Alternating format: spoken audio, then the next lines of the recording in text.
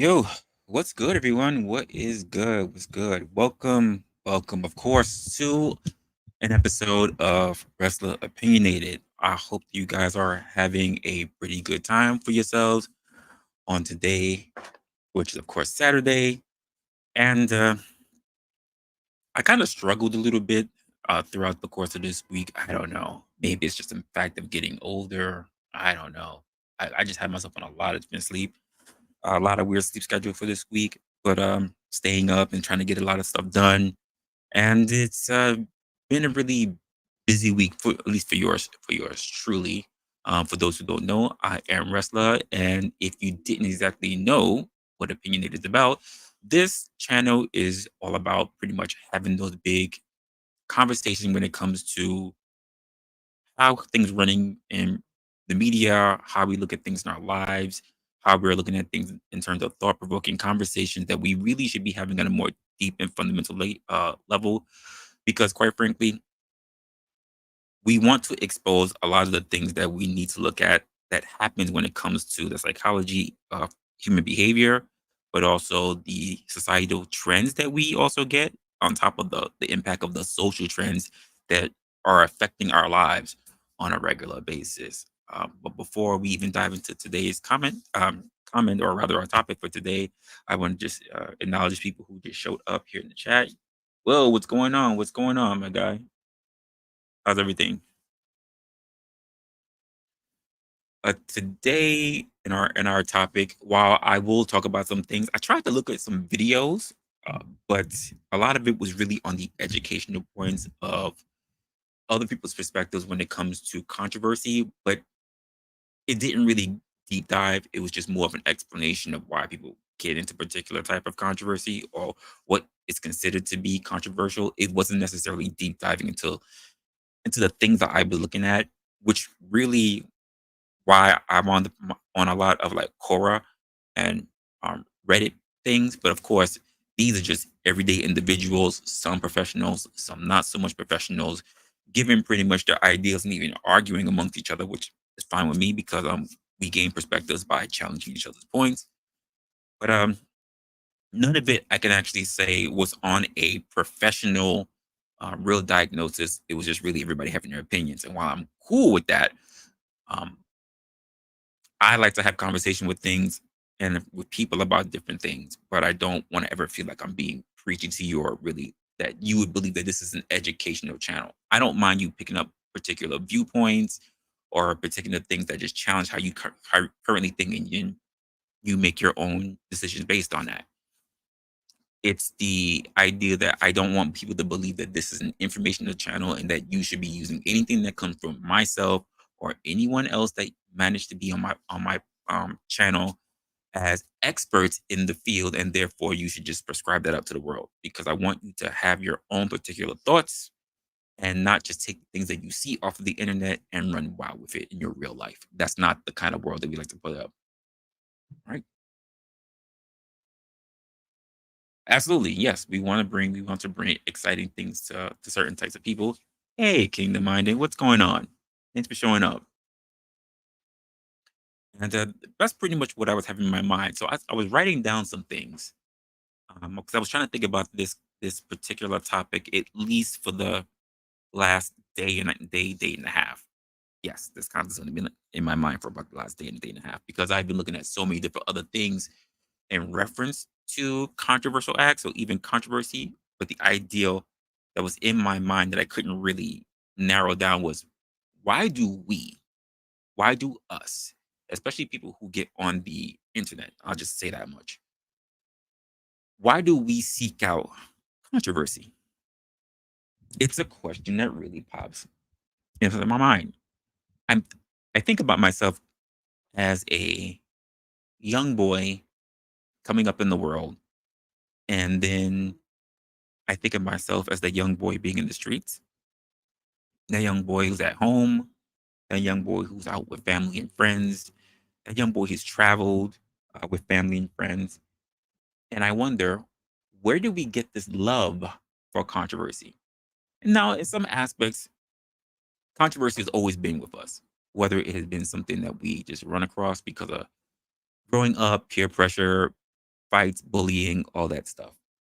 Then we hear about scandalous things that happen maybe between our family or something that happens maybe in your local church. Oh my gosh, the deacon, did you hear that he's flirting with Miss, whatever? So there's scandals and things like that's always been the front page of a lot of different things.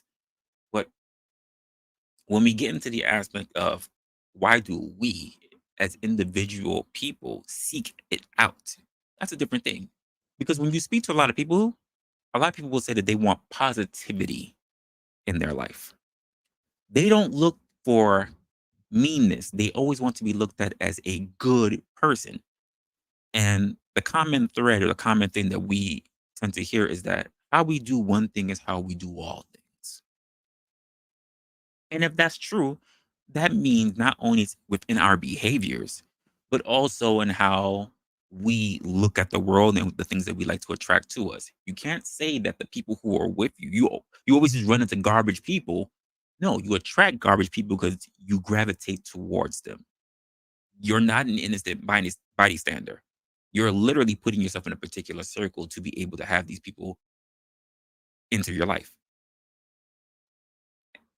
So when I say, why do we seek out controversy? I mean just that. Now, as I said, as a young boy, I'm remembering a time where outside of daytime TV shows, everything else was relatively positive. I'm gonna be honest. Outside of your 10 o'clock news, which to be honest, if we were young kids, depending on the kind of family you have, I'm not here to judge your family. You're a little behind, got sent to bed. You should have been in the bed before 10 o'clock. Guess you got a little older. Now in the social media world that I'm seeing, I see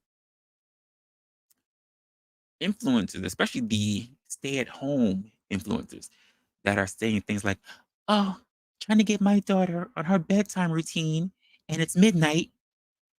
Midnight? You are up basically trying to get your kid to go to sleep at midnight. Mm. Then your kid goes to sleep, but then doesn't wake up until noon. Eh.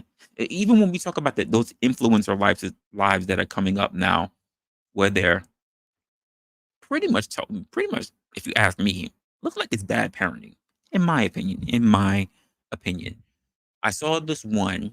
Maybe I'll have to go look her up because I don't remember her name, but I'll have to go deep down to go search. But her routine, and I believe it's a fake influencer life, just from the things that I saw. But she pretty much sounds that she drinks a whole lot of coffee. She gets to move around doing different tasks. She makes her kids breakfast, but her kids doesn't wake up until like 1 or 3 o'clock. But then she also has them on a sleep schedule at like midnight. Then she also has time to work out. Keep in mind, she jogs in the morning, apparently while her kids are asleep. And I'm wondering who's at home with those kids if the husband's working. And then on top of that, you can actually see her going out at one of those sessions where she's jogging and working out in the park, which looks like New York City, by the way, working out in the park by herself. I call cap. Now, I don't know. Maybe it's her neighborhood is relatively safe that she could be outdoors with a camera and tripod working out in a park. When we already know those who are here in New York know that there's a particular time where you can no longer be in a park. You are considered trespassing.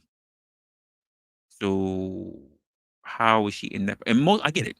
In the world outside, a lot of people don't understand the rules because being in a park is not the same thing as to walking out into your acres or walking out and just walking through the woods, and nobody will bother you except the animals if they're inclined to do so. I get it. But there are things that if you're paying attention, if you're just having a questionable eye, you tend to ask yourself a lot of questions. So when we talk about controversy, the first thing that was really coming up when I was thinking about this whole as a child thing, right? In my family, when I was coming up, the only thing that we looked at with a degree of controversy as a family was wrestling.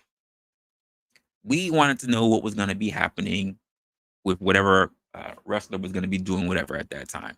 That was the real form of family controversy that we had. It wasn't a big talk about politics in our family household.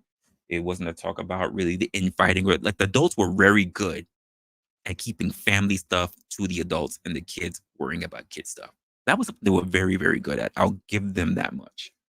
As you get older, though, as you get older and you get smarter, you really begin to see a lot of the cracks and can easily just a little bit of poking can find out so much. And when I thought about that, I was like, wow, I could have just said that that was something that wasn't really something for me and walked away.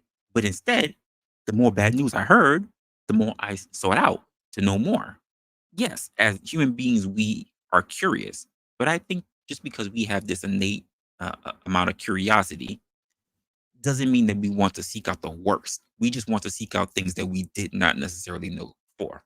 And we even come to the point where we have in our relationships, right? Where we're like, don't ask me something if you don't really want to know the answer to it. And we say, I can handle it. I can take it, baby. You can tell me. And then they get told and they're like, oh, I just need time to process. And they're angry at you. You know, we all believe that we can take the social pressure of things that we do not understand. Why do we seek out controversy? There are those who have literally lived on daytime talk shows because why? Not because they were beneficial, not because they felt like they were learning, because they wanted to hear the drama. In fact, soap operas are some of the worst shows ever. I'm sorry to you, soap opera fans. Soap operas are the worst interpretation of life that has ever been presented. And yet, they are fueled with controversy, fueled with drama, fueled with shit that just doesn't make sense on an everyday life path. And yet, people are so invested in it to this day. Did you hear about what Maria said to Jasmine and how Jasmine is cheating on Felipe? And I'm going, does that shit really happen in real life? As deep as it was, because they work in a hospital, but at the same time they're rich, and at the same time they live in a mansion, and one lives in the poor cottage, and yet somehow the person who lives in the mansion is visiting the person in the poor cottage because that's deep down that is like his half sister, you know, from their father who was estranged. And then they somehow met up from a weird car crash, and she saved his life because he was driving recklessly, and that's when they found out through somehow he had so much blood loss, and then she turned around and she was trying to find somebody for him to find that she was a good match, and then through somehow some freaking looking through DNA, they found out they were related. Like, really? That's not real life. Is it possible? Sure. The probability in the tank. But why do we seek out such narratives? Because we like controversy. And that's what calls them to question this kind of thing. Well, okay, so let me just show this. You say you're not a drama seeker, right? But you'd be surprised just how much personalities are not so different. Because personalities are all based on how we conform to the type of culture or areas that we're based in. Human beings are pretty much, I would say 90 to 99% the same, regardless of where you're from. We're really not different.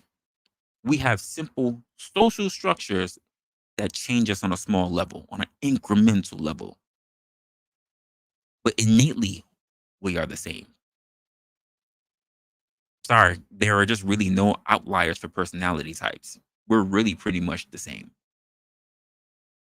And that's something that I really want to dive into because when I think of human society, when I think of the controversies themselves, why we're drawn to them. Why do we stick around to actually explore that kind of stuff? If we claim that we want the best life and we want positivity all around us, but secretly we get on our favorite drama, we look at wrestling, which is not full of positivity. It's all about I'm going to beat your ass, and I'm going to beat her ass, and we're going to beat their ass. We really need to talk about that. When we think about how we even look online, right? We are even, we even, a lot of people who get into particular spaces, it's not in every space, they get into particular spaces and they only seek out drama.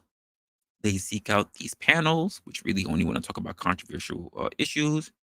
They seek out uh, issues where there may be drug bust, or here's a good one that put us on a big spiral for controversy: 24-hour news cycles. I remember a time when going to bed as a kid, even growing up when I didn't have to go to bed as a kid, where the news would give you bad news, but then they would try to give you a highlight. They would try to give you a ray of sunshine, to the point where they stopped doing that altogether.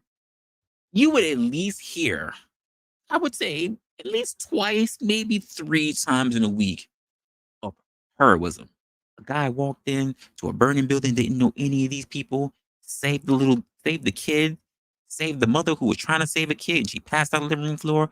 Everybody else on the outside was watching the burning house. He ran in there multiple times, got everybody out, and then after helping give chest compressions, the mother got up.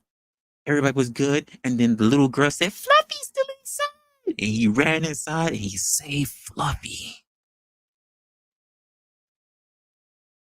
To the point where growing up, especially when 24-hour news cycles came up, it was nothing but fear, nothing but repeating the same ish, relatively no good news. I remember when good news can be found in the newspaper, where they had a news hotline that you can call to say, "Hey, this is some good news that happened," and they would put it in a particular section of the newspaper. I only asked the question, what happened to those times? We can't say that good things don't happen anymore. And if we turn around and want to even say, because I hear this a lot on the internet, a lot of different people, is that people, I believe people are naturally good. If people, if you're saying generalizing, no, I don't want to get into the whole weird talk of, well, not all. I didn't say all, but a general still more than the outliers. So if generally speaking, people are saying that most people are good hearted, they're good, kind natured folks, then why do we only see a lot of controversial news? Why don't we see more about the guys walking the little old ladies across the street? You know what? For a charity drive, some young teens decided to walk everybody's dog in their neighborhood so that they could have a little bit more time to spend with their families. Say 10 teens volunteered to do that, didn't want to take a penny. But since they knew when everybody was pretty much having to go outside to walk their dogs, which was taking time away from their family, they volunteered to do so by opening up a charity drive. You don't hear those things anymore. Why? Why do we seek out controversy? Why do we? So Will can tell you this as somebody who's a podcaster as well, a content creator. Why do we have areas like the beef sector? How can those things survive under YouTube guidelines? How do they survive?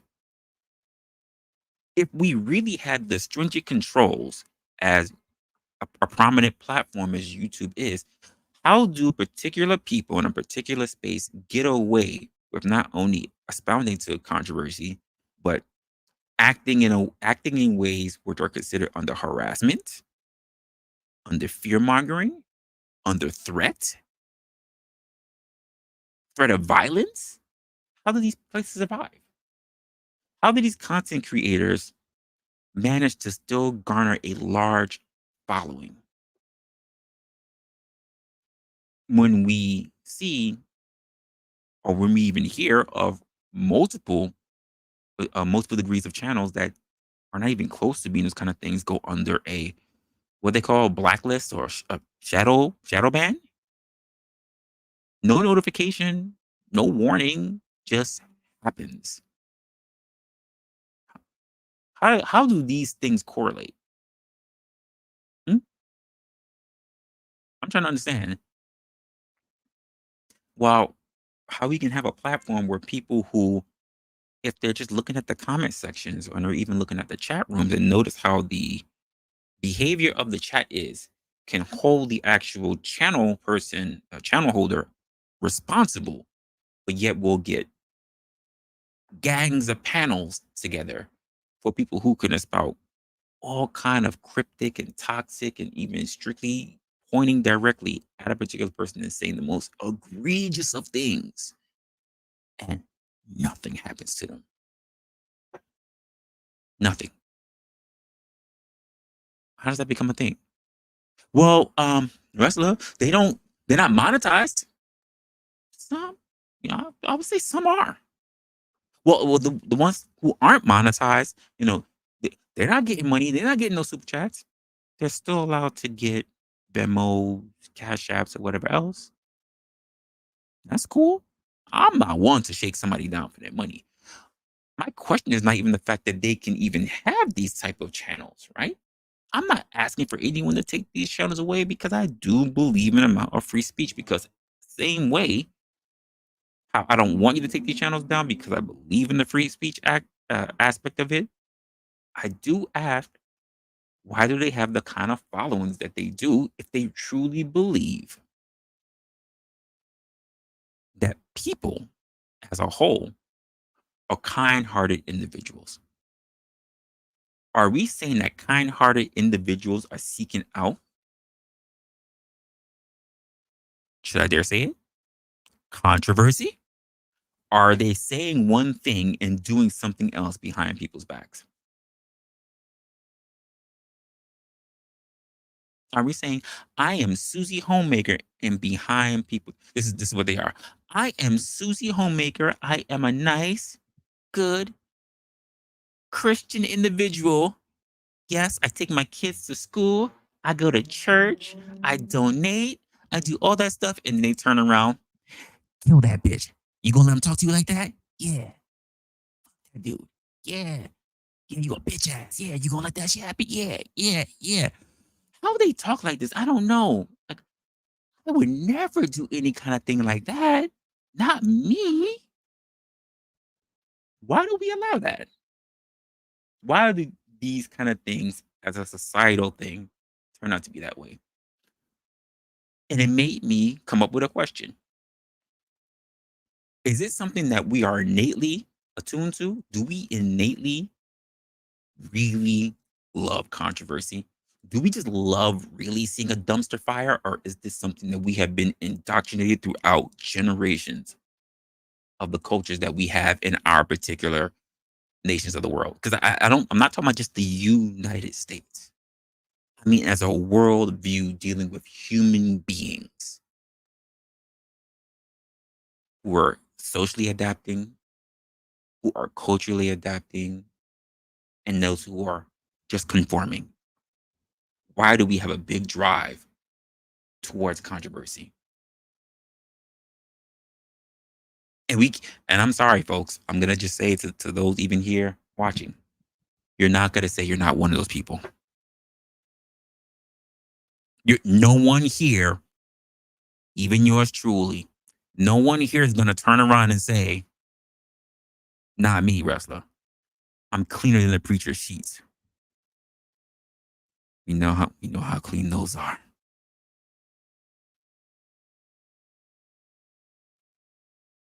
I'm gonna say that one more time. We know how clean those are.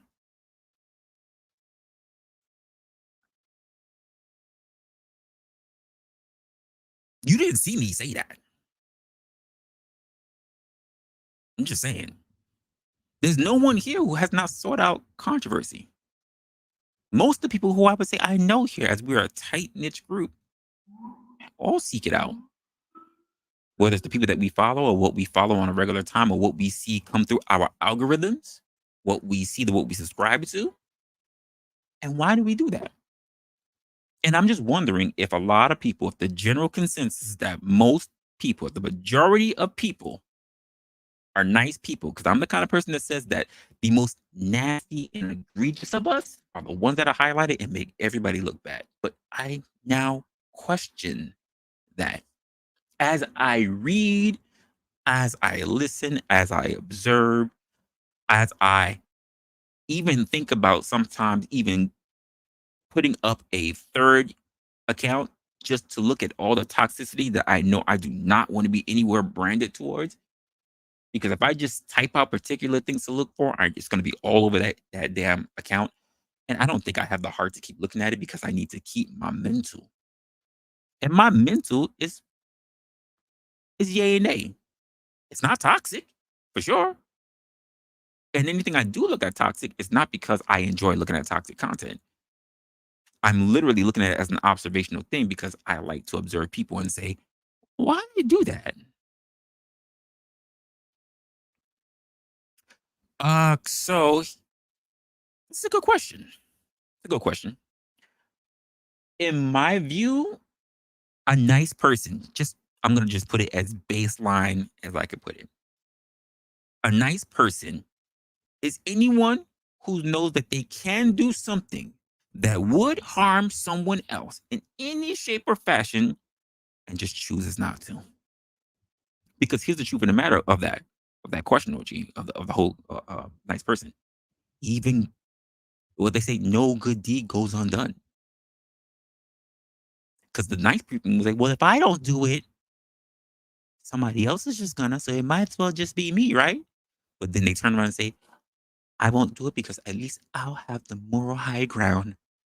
If you know that you could steal from the collection plate and you choose not to, I'm gonna say right there, you're just being a nice person in the moment.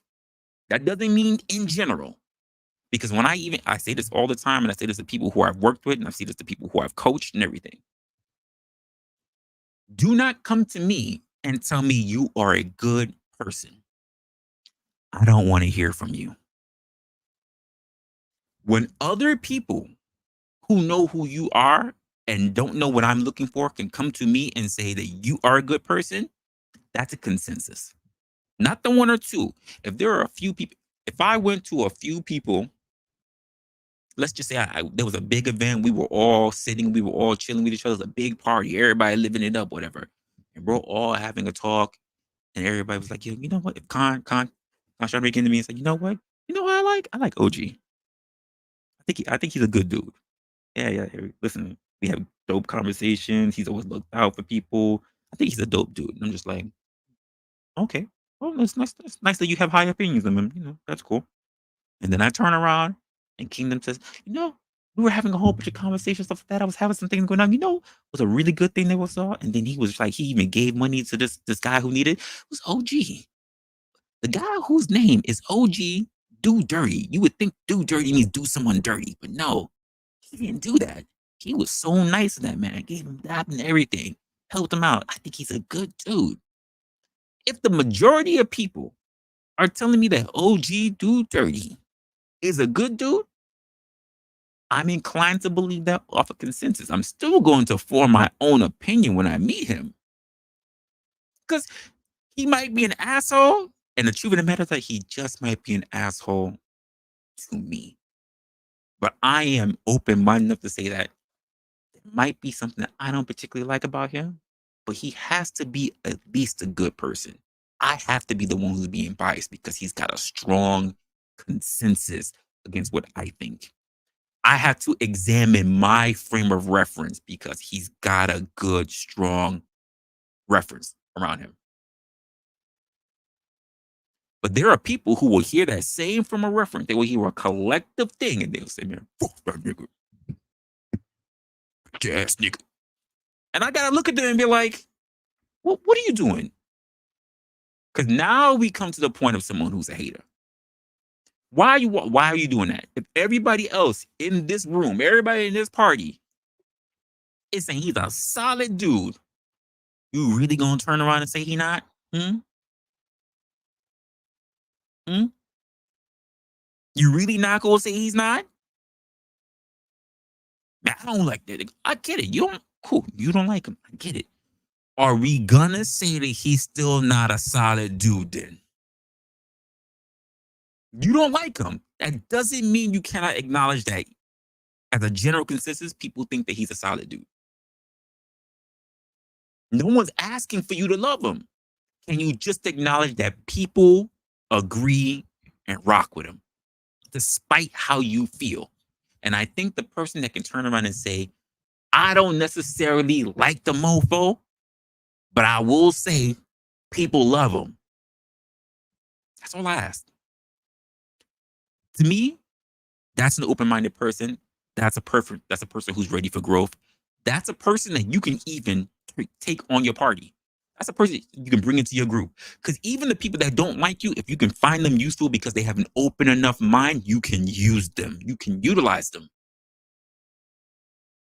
Because it's good to have your friends close, but you keep who closer?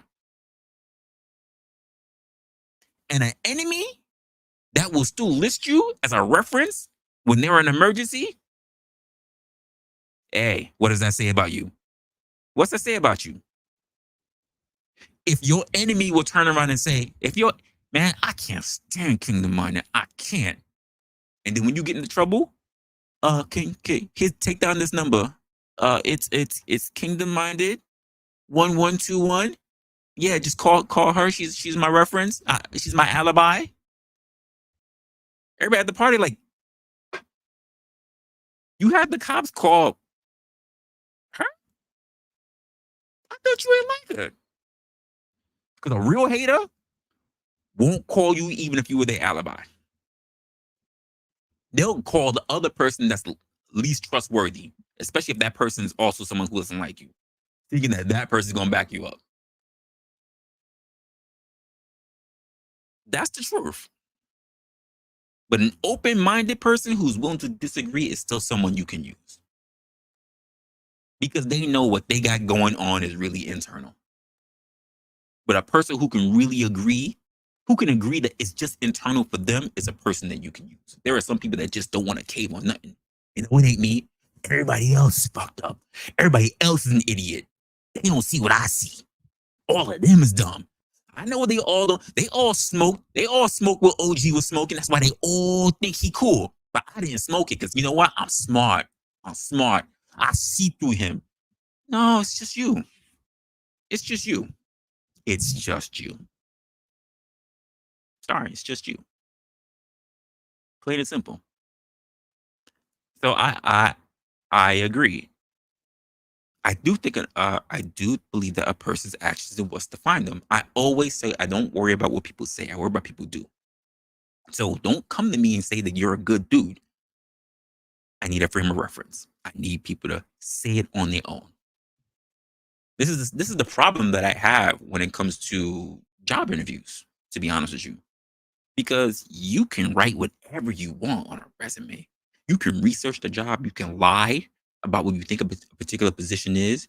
Because in this day and age, you can look up a job, see all the responsibilities of that job, see what are likely outcomes in that job, and what's the actual action steps they can do on that job, and say all that stuff on an interview. But your attitude, your character, that says more. That says if you're moldable, if you're teachable, all that stuff. Which is why as many people don't look at it. And I would say even as many people have fake accounts or use anonymous names. This is the reason why companies will also take a look at your social media because they want to see what kind of person you are by the things that you are attracted to. I'm gonna let that simmer for a moment.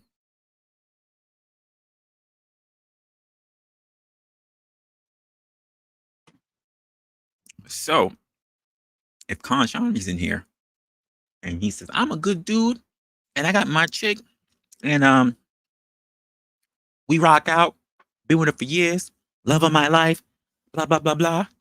And then just say, I'm a really thorough, forensic, deep diving into all my freaking the employees that work there, and I see on his social medias, he's got nothing but like misogyny, red pill content, black pill content. He likes to watch puppies getting drowned.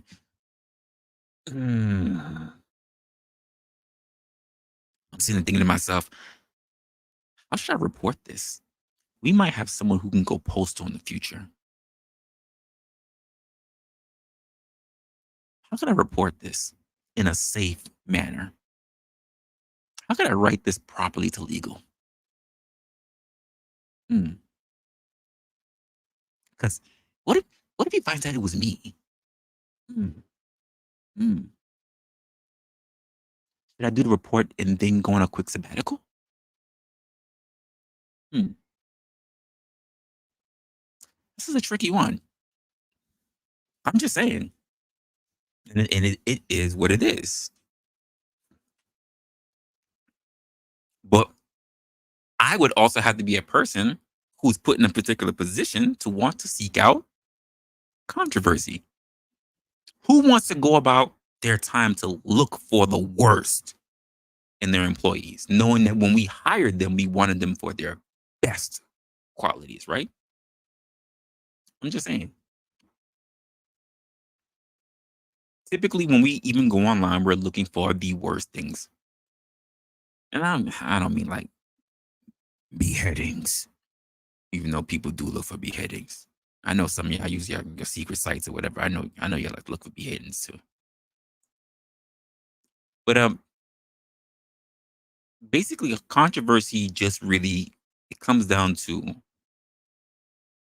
controversy just really refers to the disagreements or disputes or basically things that happen in public, especially on social media. It comes down to the fact that things that happen in public and the things that are often heated, which is why I don't necessarily associate the word clout with being something positive because the majority of things that I see on social media, and I have separate social media accounts, trust me, yeah, a lot of the channels that a lot of people be talking about, they not on my timeline. I have to hear about them third hand or second hand or whatever from people that I do visit.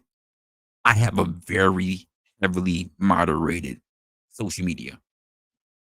On this account, I you find cooking videos, you find pet videos, you find big girls, you find big girls, you find travel videos, you find a lot of stuff. You find a lot of stuff if you were looking at my feed. My other feed, I take a break from that. If I don't get onto a channel just to type in a chat, I really try not to look at the feed because they're full of panels and they're full of things that I just don't want to look at. It's full of either conversational stuff, debate stuff, political stuff, panel stuff.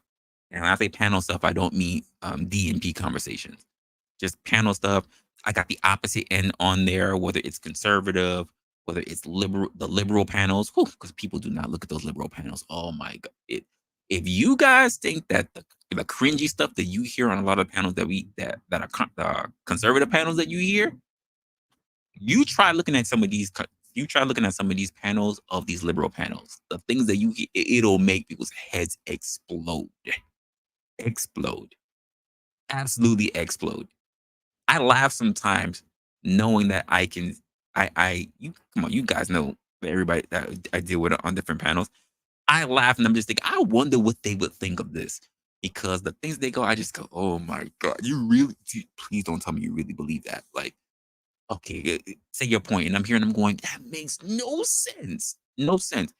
And I was like, to the point where I get so flared up that I go, no, no, don't you dare type in this chat. Don't you do it. Because when I look into these places, I automatically know that there's going to be something that might set me off based on my own personal belief. And I know that when I look them up, when I try to have an open mind, I also know that to a certain degree is with controversy. Because why? I don't want to be in an echo chamber. And you can find them on both ends. You can find controversy within an echo chamber and also in discomfort. But being open to knowing that you don't have to try to fight, you don't have to try to defend ideals that are yours by just listening to other people's ideals, I think is very important. It's hard for a lot of people, especially on a lot of these media platforms that we get. But I'm wondering why exactly do we look that way? So I was thinking about headlines that I had today, but like I said, a lot of them they didn't make a lot of sense. And it's funny because we already know as much as we see current stuff that's written by particular people, I go, how do you still have these views with all the stuff that's already been proven?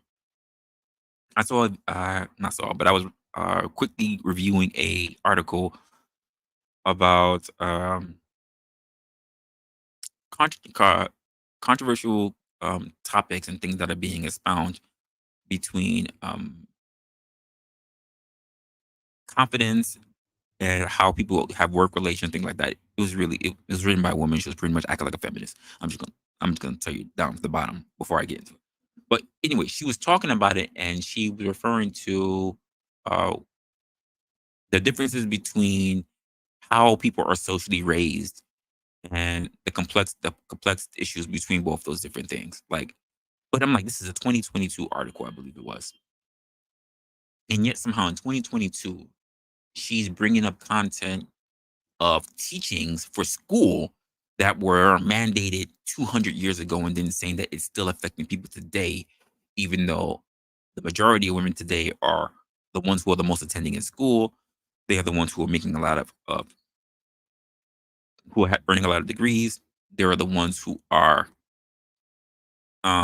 being paid very well in the workforce. And she was trying to use old stuff that's like, well, back 200 years ago, it was put in the fact that men are better at math than women. When okay, it's not true. But to say that there are still women who are holding themselves back because they still believe a lot of the old societal pressures from over 200 years ago, 200 years later, it was just like, okay, this is crazy. But then saying the inverse is that men have always been pushed to overestimate their own confidence. And it's like, okay, well, I can see what she's saying there. And I would say because there are many men who are not confident in a lot of different areas of their life. But then there are men who are always pushed to do more, to do extra. And I would say that's kind of the thing that we have a little bit of an issue on. My in my opinion, we're always pushed to do more than what we as individuals think is necessary. Now, I get it if there are you have mentors, you have teachers like that who see extra potential in you to do things. Well, something we already know about just naturally when it comes to people is that if it's meeting what you want, you should be okay with that. Not your needs, but your wants. If you wanted a normal life, but you wanted to make enough money to have your children, to have a good partner, to have two dogs and a cat and a house, and you wanted two kids, you know, Jeremy and Annabelle, and you wanted to work at a decent job and you had a decent position and you knew you can do your thing and you weren't at risk of being fired. I think a lot of people are okay with that. But yet, in the hustle culture, in the world of today, into the work, into the get rich or die trying, as to it's never enough, in the you could have it all, we drive ourselves to death, especially when we start looking at the broader scale of saying, if we are the work culture of the world, then why are we the poor culture of the world saying that we're rich? Why do we keep giving all our money away to other people? Not trying to take it political, not trying to, but it is something I just take a look at. How are we giving away all this money? And yet people are having a problem living places. Make that make sense. It's just something to think about.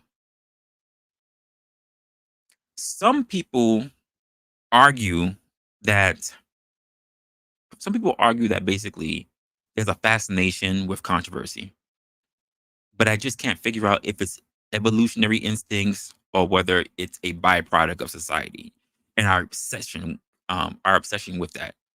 And and part of me, I believe is right, but I think part of the controversial issue is that we have a obsession with sensationalism. Everybody wants to be sensational. Everybody want to be great. Not good. I don't even think great is the word anymore.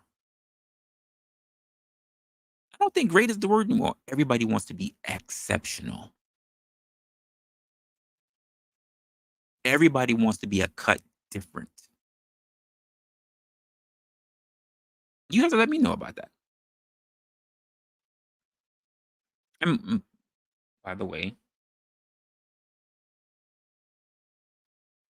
I am definitely willing to have people's takes on this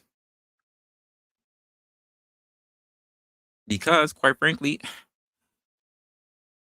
I don't want it to be as if we are not having these particular conversations. I know many people have their own views on this, and I want people's opinions when it comes to this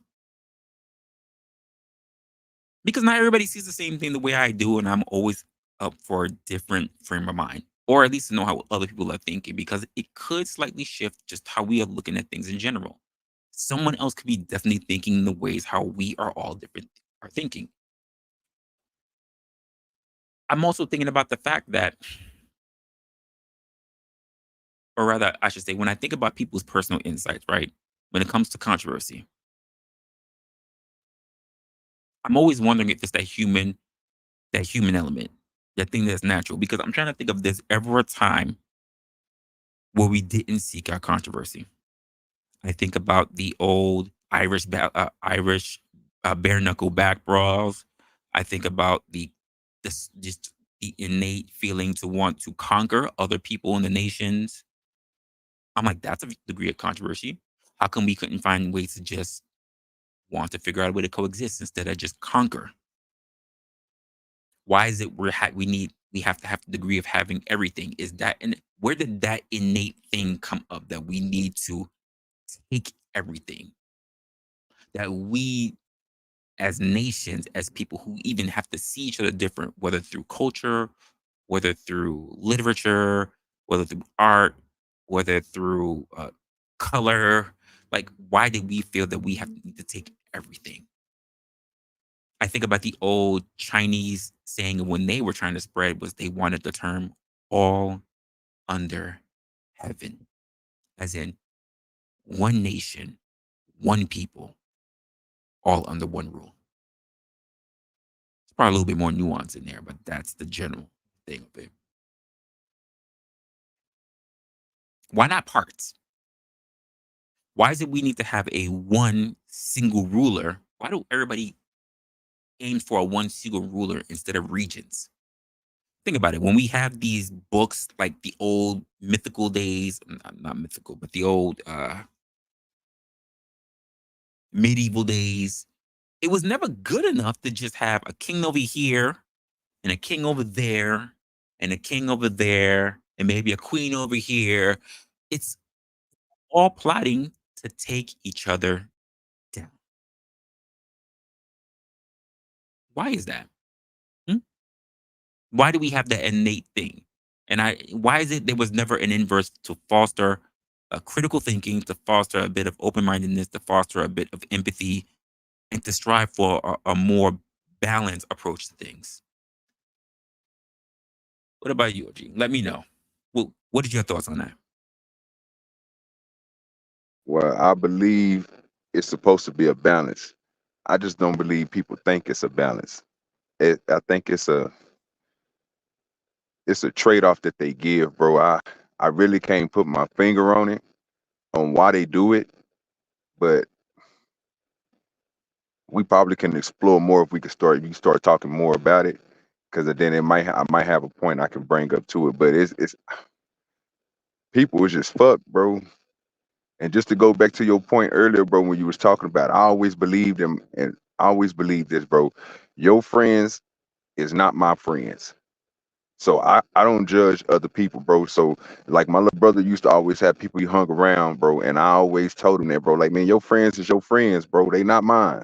So you know what I'm saying? If you want to kick it with them, there's no problem. I can't tell you the loyalty or the respect you have from somebody else. This person might be good to you. In my eyes, they might not be shit. But like you said, and like I told you in the chat, bro, I agree with you because like you said, if you calling this person, they must be some type of good, and you don't like the motherfucker, but you still call the motherfucker. You know what I'm saying?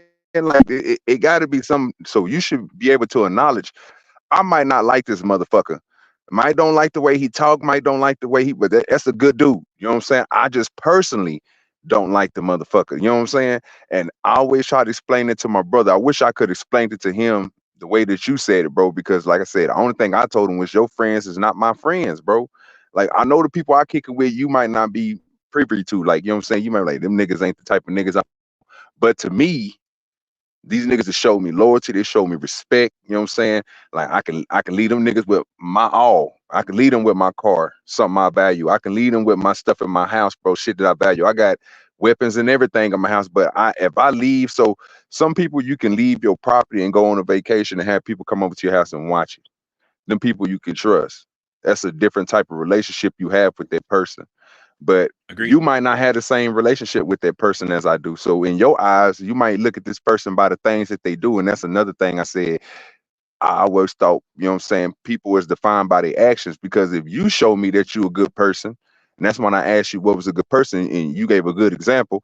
Where if you show me that of a good person, bro, then shit, I have nothing towards you. Like I think you're a good person too. You know what I'm saying? If you can show me that, now if I can't see it, I might still have that idea, you know what I'm saying? I don't like this person because of whatever the situation was, but that doesn't still deflate that they're not a good person because they might be a good person to you. And in my eyes, I don't see them as a good person, but I can't just be back and just sit back and be like, you know what, this person ain't a good person. No, it don't work like that. And that's why I agree with you on. Yeah. And I think a lot of people need to look at things that way because honestly, I used to look at it the same way, pretty much how you said your brother did. Like I I looked at it the same way, but then as I got to be more open minded, because I had to have a mentor, pretty much get that in my head, and that's why I always say this whole everybody's a part of your network thing, because you'd be surprised just by the if you work it enough, if you work at it enough, people who you're not even necessarily the most cool with, if the same inverse to the same way I say I want to speak to other people about you is the same way you have to also say the same way. It's like, what are people saying behind your back? Right. Because let's just say you got one person that he's just not cool with you, right? But then you got your family member that's saying, no, no, no, no, no, no. He's a good dude. And I may not be around for whatever, but listen, he needs to disappear. He gotta do something. He on a trip or whatever.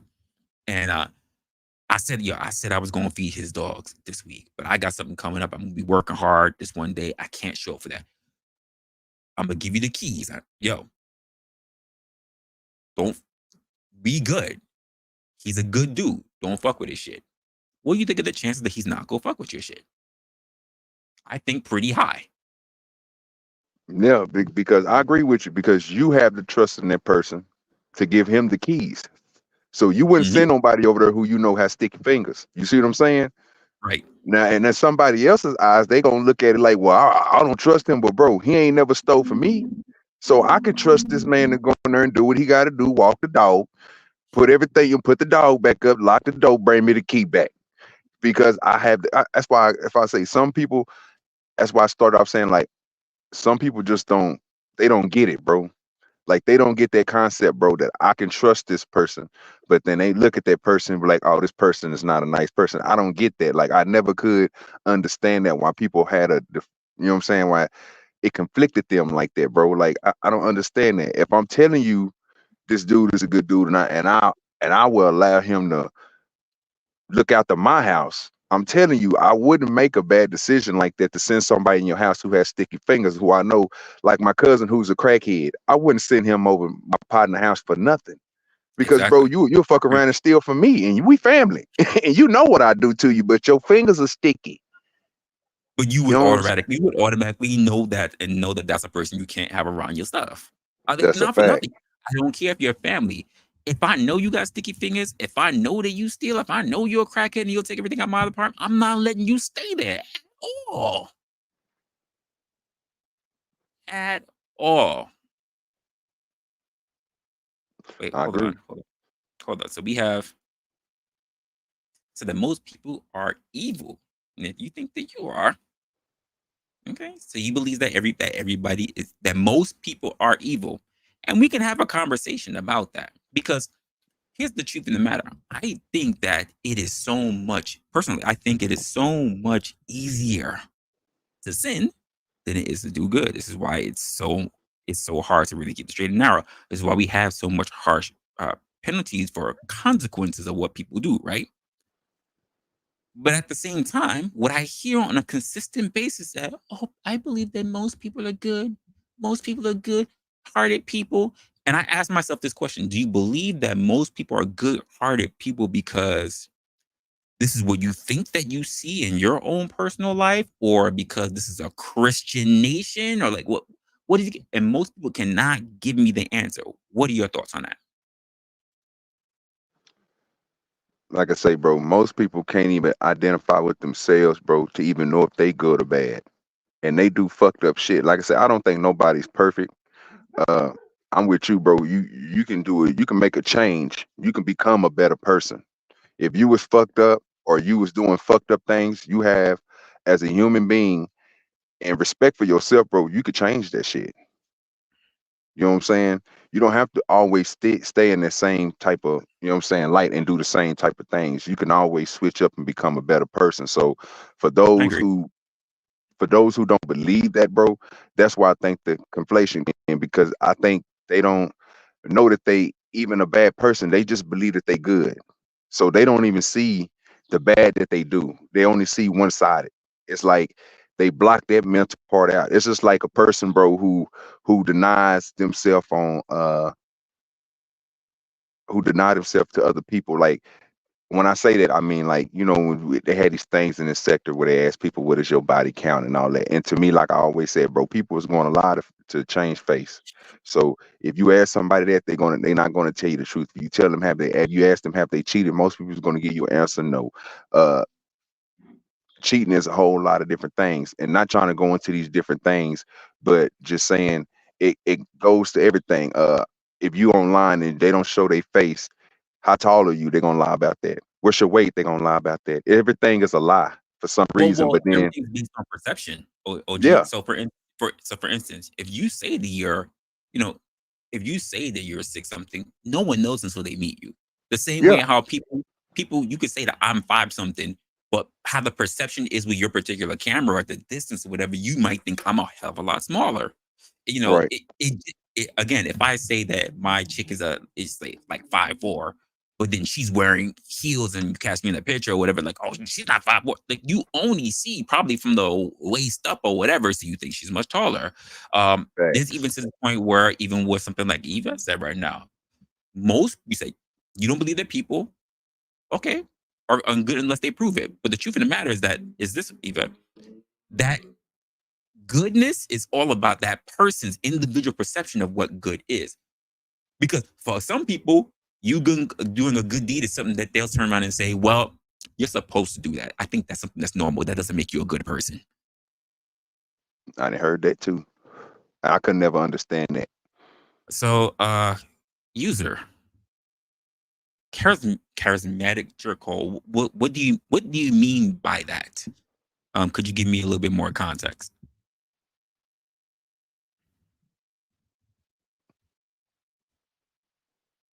You check your hate levels. Okay. So I check my hate levels daily by by reading harmless Reddit. Okay, well, I'm not sure what you Oats. mean by harmless Reddit. Harmless Reddit's oath and see how shitty my comments are in the wholesome thing. I mean, I guess so. Someone says that it's positive and well, somewhat. Here's the thing. I think that it would all depend on how that person interprets things in the world, right? Because I see a lot of Reddits, or I even see a lot of Quoras, and people basically, it's a mixed bag. Some people, especially because they want to hide behind names, feel this sense of I can say and I can really get off my chest and just be an asshole and be a troll because no one will ever know who I am. And that's just part of the internet. That's probably just not having real accountability for people because they give you the power to be a character. When I say that once you put yourself online, once you are known, whatever, you have to have a particular view and knowing that whoever you display to be, other people will perceive you to be that thing. It's the same thing as we say when we're out in the street. When you open your mouth, you have to bear in mind the words that come out of your mouth because when you open your mouth, you tell the world who you are. You tell the world who you are, not by always the things that you say, but how you say it. I always look at the words that we say and degrees of how people interpret it as two different things. I look at it as the sea, or like an iceberg, like how the Titanic sank. I always look at it the sea. Up on top, that above the sea are the words that we use. Below the sea, that's the larger context. It's how we use it. And if a person is always looking on top and only see the little top, they don't see the whole iceberg on the bottom, they jump to a whole lot of conclusions. They come to the cursing, they come to the freaking calling of the name. They come and everybody else is looking at them like that's not what they meant. So you believe that they they do that to not try to find the understanding. I They think some deflect people basically because that's what I see people doing. I agree with you because I see what you're saying. The stuff that they say, and then when people try to, you know what I'm saying, not check the words that they say, but try to understand the words that they saying, they start deflecting by calling them bitches and they start using these other shit, you know what I'm saying, to deflect the conversation. And you'll never get to the, like you said, the deeper part of, you know what I'm saying, what you're talking about because they only stay on the surface. Is that what you're saying? well, in a degree is what I'm saying, but I'm also saying it in the fact that the people you have a lot of people in particular on the internet, right? Who they behave with the idea of looking at they are intelligent enough so that they can be able to go in under that level and they can see that there's something much larger there, but they don't want to do the work. They jump off whatever's the most negative thing they can say because they already go in there looking for controversy. It's hate watching, basically. You go to somewhere that you know you don't like with the notion that you know you're about to be triggered. Why do that? But unfortunately, when you develop that habit over time, right? Because that becomes, what do we say about skill? It's repetition being practiced. So that means if you practice hate watching, you tend to bring that even into new areas of your life, to new spaces of your life, to new debate panels, to everything. Rather than just being open minded every time you open the door to a new area, to a new person. You might walk in and might find a brand new person, a brand new group who's having an open intellectual conversation. And that person who only comes in because they constantly keep feeding themselves the notion of hate watching to be toxic, as we want to put it, they'll walk in and instead of having an intellectual conversation, they will try to find a way to gaslight, to trigger, to get everybody upset, to throw a grenade in the actual conversation. Instead of having a very intellectual and thought-provoking conversation that might actually lead to opening frames of minds and actually be able to make stimulating conversation that could change people's minds in the future, they look to throw in dissent, to cause a fight because they just want to see controversy. They just want to see a fight. They just want a dumpster fire. And that's what you get in a lot of these different platforms.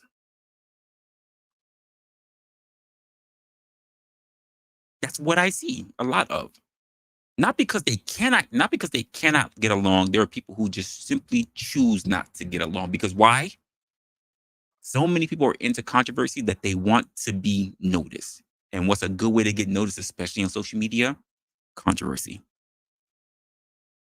The same way how we say it takes a lot of effort to do good things because sinning is so easy, it's the same thing for controversy. It's easy to piss someone off. It's easy to big somebody up over time and to keep doing it. It's hard to always keep trying to find the positive in somebody, despite how you personally feel about them. It's hard. That's not something that's innately in a lot of people, in my point of view. I could definitely be wrong on that. Some people are just really bubbly and very positive people. I don't think that's a lot of us. I think a lot of us have to train ourselves to be that way. Even when we ourselves are not feeling very positive about ourselves. When we ourselves are not having very good days. That takes training. It takes a particular point of view. It takes a particular mindset that not everybody's willing to cultivate, to say, the way I'm feeling right now, why am I feeling like that? Is it just me? Am I just the only one seeing it the wrong way? Hey, let me think about what am I actually thinking in my mind before I open my mouth. Because some people just feel a particular way and they just open their goddamn mouth. They don't think before they actually open their mouth. And then there are plenty of times people just turn around and say, where'd you get that from?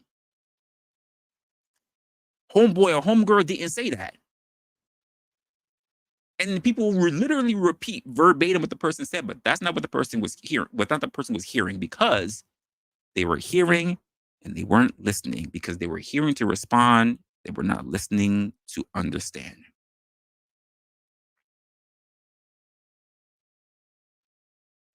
And by the way, user, if you're new to the channel, welcome to the channel. If you don't really know what the channel is about, basically we have a lot of discussions on particular topics, particular stuff. We break down a lot of narratives. We really try to get into thought-provoking conversations. It could be all over the board for a whole lot of different stuff. But welcome to the channel if you haven't been here before, and hopefully over time you'll get to know exactly what we're like here. So, I'm always open to anyone having their point of views or whatever, but the idea is that we talk about whatever's going on. We talk about the human behaviors. We talk about social trends. We talk about all that different stuff. And the most important part is, because of how much social media has been throwing its framework on us, when people mention the things they mention, I want you to simply think about something, a really simple question. Are the things that are going through your mind, are they really your thoughts, or the things that you have been indoctrinated with over time? It's a simple question. Are the things that you are really expounding to really your thoughts, or the things that you just keep hearing on a regular basis? Because that's how we become influenced. So that's my thought.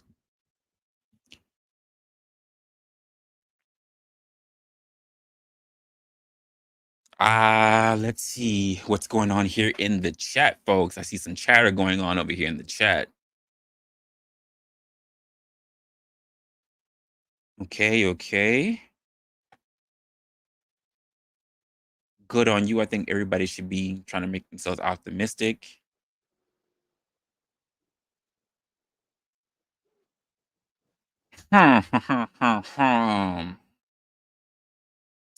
I think people who, well, I look at it this way, because I say this about people. Like, I don't think that necessarily people who already know me in this space.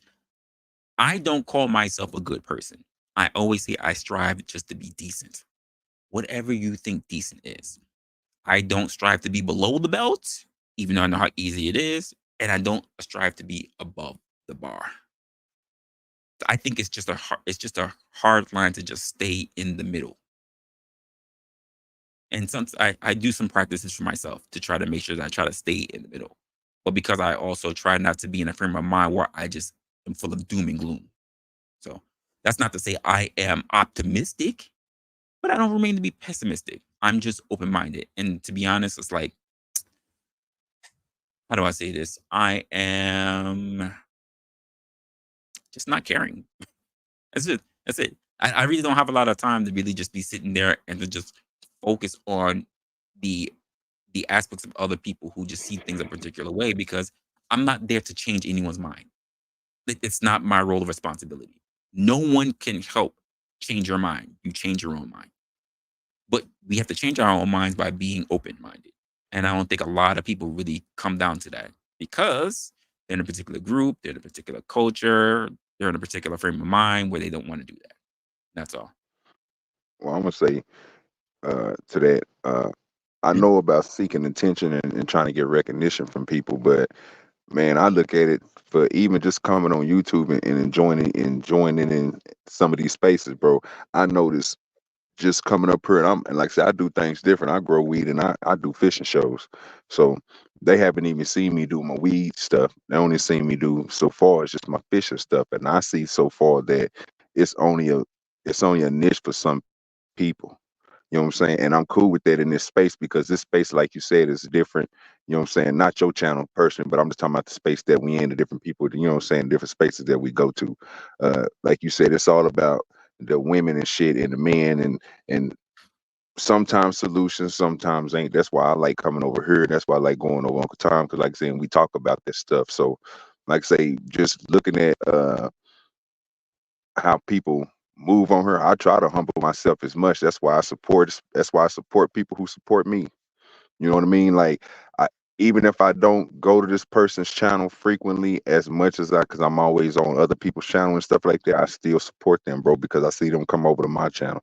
You know what I'm saying? Like, it's not you do for me, I do for you. It's now, bro. I want to treat others, bro, how I want to be treated. So I don't go to your channel and over talk.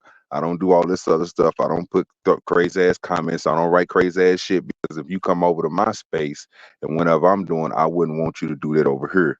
You know what I mean? I want you to be like, well, damn, OG Do Dirty came over, he supported me. He looked at, gave me some, asked me some good questions. We had a good conversation. Went on about my business. He went over talking. He let everybody speak. You know, I am, bro. I ain't got time to do all that because there's no reason unless you got a panel like Fight Club and you say that's what we doing. There's no reason for me to come over there with the craziness. You know what I mean? So Yeah. I think I it's not even humbling yourself. It's just I say for me, bro, I want people to treat me as I would treat them, bro. So if I treat you shitty, would treat me shitty back. You know what I'm saying? But ain't too many people I treat shitty on here, so I should be receiving all type of love because that's the only thing I try to push out. You know what I'm saying? Well, in my mind, this is thing about being humble and such because I made this video some time ago. It's not something I have posted though. It's a personal thing to me, and maybe I should consider something like that. But in my reference, it was like basically fuck being humble.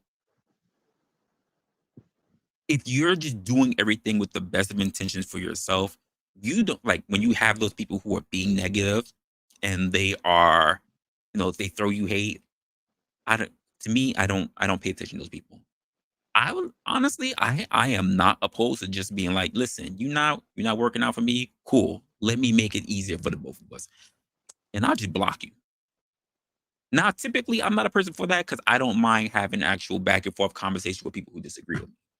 But if the idea is that you want to hate watch me and you're not even willing to have a conversation so we can really just have perspectives, because again, when we see a lot of people in these spaces, right, they don't have feelings. What they have is talking points.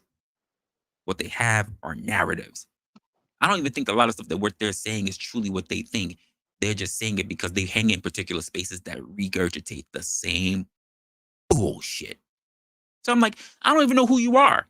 I could just say that you're part of this collective because you all say the same shit. I feel like it's like the news channel where they all have the same lines. I can literally just go through people's channels and hear the same line throughout all these people's channels. And I'm like, I'll even say to the point where it's like the how they say you're a bot. There's nothing about you that's serious. There's nothing about you that's authentic.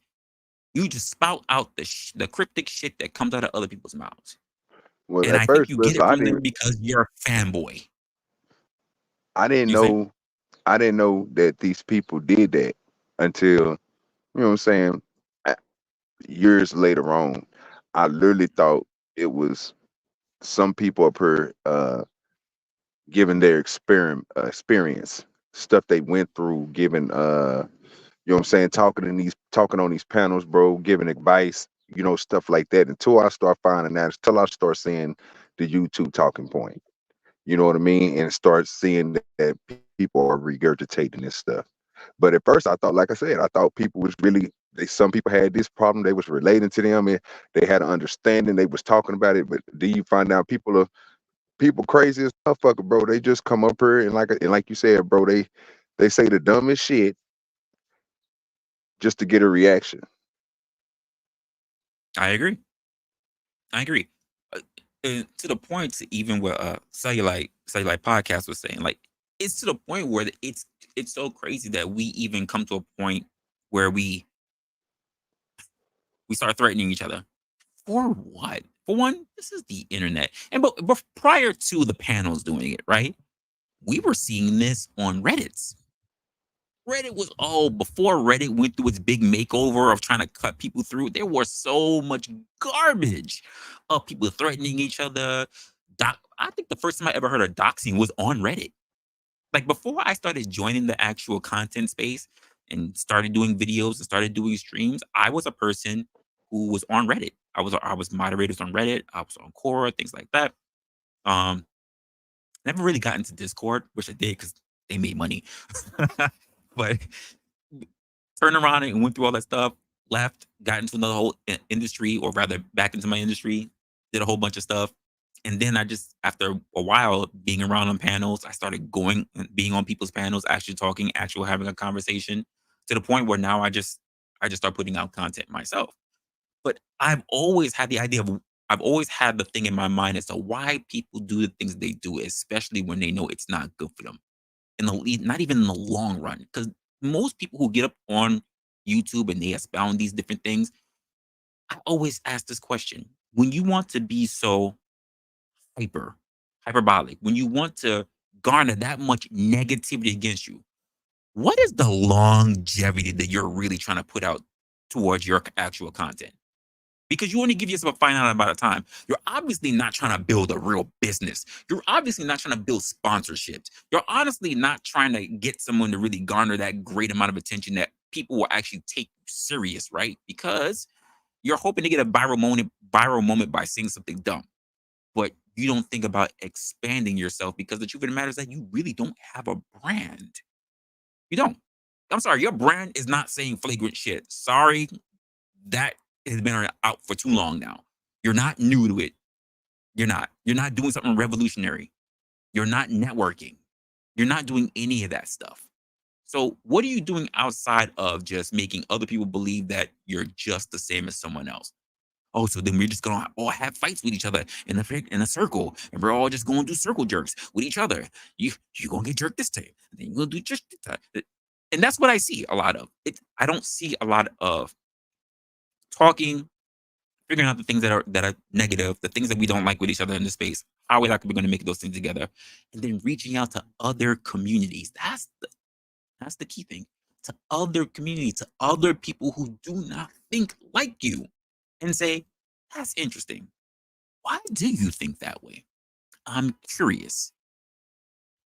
Not a change my mind session, but why do you think that way? Most people are not. Most people are not of the frame of mind to come to common understanding, not common ground, common understanding. We disagree. What is it that we can agree on? Because too many people, the same way I had this conversation about people were saying what I am, right? Don't tell me what you am, what you is. Tell me what you are not. Let's start from there. Most people, let me say this. This was a strange question that I gave to somebody one day when I was working on it. I'm just remembering this now. I was in a workshop when I was talking to somebody, right? And they were talking about how would you ask somebody a question that they've never been asked of, and how do you think they will respond for it? Now I had to think there, and I think it took me like 15 minutes before it hit my turn. And I'll ask you the question the same way I asked them. I said, "Hey, because we're in this world now where there's so many identities. And if I walked up to you and said, hey, OG, oh, like, by the way, I'm Wrestler. Uh, I'm Wrestler, by the way. I don't want to offend you, but I don't want to offend you in any kind of way. Just so I do not offend you, how would you like me to address you? What is the respect level that you would like me to address you?" Have you ever No, had somebody walk up to you and ask you that? uh, surprisingly, bro, it was a younger person. who was a little bit younger than me, probably like he was like what, about 24. I was probably like 28 at the time. I was doing my first event and with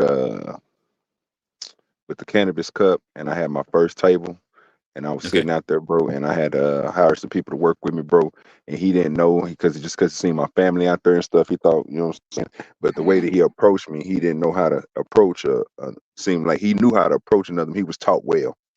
So that's the only time I ever felt like somebody was like, when he spoke to me, like, what should I call you? Like, you know what I'm saying? 'Cause I see you want to be called Do Dirty, but I know your real name because of who you work with and stuff like that. So I go with that. I know, man, just call me Do Dirty, bro. That's what everybody call me out here. See, you know what I'm saying? That's what's on my tag, whatever, you know what I'm saying? Just, I like the way that you know what I'm saying, said that, because most people, like I told him, most people don't ask me that. They usually, if they know me personally, especially in the profession I am, they usually call me by my name. You know what I mean? But to get that, I was like, yeah, it was surprisingly to get that. But yeah, he came at me the right way, bro. You know what I'm saying? He just asked me, you know what I'm saying, do you want me to use your real name or do you want me to use the name that you use? And when I Well, how told him, would you feel? Sorry. How would you go ahead. feel if somebody asked you, how would if somebody came to you and said, how would you like to be addressed on a respectful level? Like, do I speak to you casual? Do I speak to you like I'm your subordinate? Like, Uh, if it depends on what type of relationship we have. Like, if we just cool, then yeah, bro, just talk to me casual. You know what I mean? But you know what I mean? I had to learn, bro, when you around people, bro, and you in business settings, that's different. We can't be talking like we, you know what I'm saying? Oh, what's up with it, playboy? You know what I'm saying? We can't be talking like that. We got to switch it. We can't be saying what it do. You know what I'm saying, around people. You know what I'm saying? Like, we got to switch some things up. So yeah, probably in business. You know what I'm saying? Especially right now because I'm on YouTube. You know what I'm saying? So if I meet you or something like that, it's probably gonna be mostly, you know what I'm saying, business talk. And if we get to know each other more than that, then yeah, you know what I'm saying, we get on level like us and everybody else. And yeah, bro, we can have a regular conversation. I wouldn't mind. all right, I mean, listen, that works with me. It was surprising because there were so many young people in the particular workshop I was doing with them, and they didn't know how to answer that question. When I posed the question to them, I posed it pretty much on on the respect level factor, but they were too busy stuck on the pronouns. Never mind the sir, ma'am, just the respect of title. They were too busy thinking about how they addressed me because I said, "Hey, I'm Resla." Never gave a he, him, a they, them, or none of that. And I just say, "How would you like to be addressed? How should I address you? How should I address you respectfully?" They were too busy trying to think about pronouns. Most of them said pronouns. And I said, "That's not what I asked you." Like, it's the same way how it's not a trick question when I say, when we're in an interview and I say the words, "Hey, so OG, tell me about yourself." We're on an interview, so you immediately start giving me your credentials. But that's not necessarily what I asked you because I try to be very particular with my words. So tell me who you are. I'm expecting you to tell me where you from, what town you in. I'm trying to get an idea of what your character is like. Hey, for the particular job that we have or whatever the case may be, what it's gonna be off the ball, but what were you like in high school? Did you go any like debate clubs? Like what were you like? And it throws people off. But these are calibrated questions that I give the people to try to ascertain what would they, what kind of person they were like. Were they sociable? Were the person that was stuck in the library? Like, because I'm trying to get an idea of how the person moves, how the person saw life at a particular junction. Because if you were the kind of person that was really sociable, you were out, you were in parties, you were on all the you were in all the events and everything. Okay, cool. You're great in this customer service role. But if you're telling me a person that you were in the books all day and you were very isolating and you barely ever went outside, I don't think I want to have you in a strong customer service role because you're going to be very, very away from the customers. And to me, I'm going to want you in their face. I'm going to want you to be very friendly. So a lot of people they're not used to people who ask these kind of things. And part of it is the issue because of how companies are now. They just like, go away from to ask those kind of things because you might say something inappropriate. But I'm very particular when it comes to that because then I'll turn around and later on have that same question of like, hey, so Tell me about your professional background. It's a different question altogether. But we've lined ourselves up as human beings to just interpret rather than listen intently, because there's intention that have to come along with it. But people are just really surprised. They're like, "Oh, I didn't really mean that." Because I'll stop them in between when they start giving out the credentials. Like, no, no, no. Just tell me a little about yourself.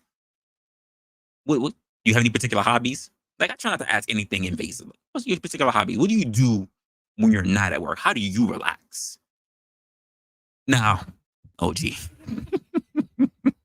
OG. Yes, I don't sir. think you Go gonna ahead, tell sir. me you smoke. Oh yeah, I smoke daily, sir. That's not one of my hobbies. Surprisingly, bro, like I say, I like watching documentaries, bro. That's one of my Okay. pastimes, bro. When I'm not in the field working, tilling up something, bro, planting something, some type of vegetable, bro, or looking up something for whatever season we in.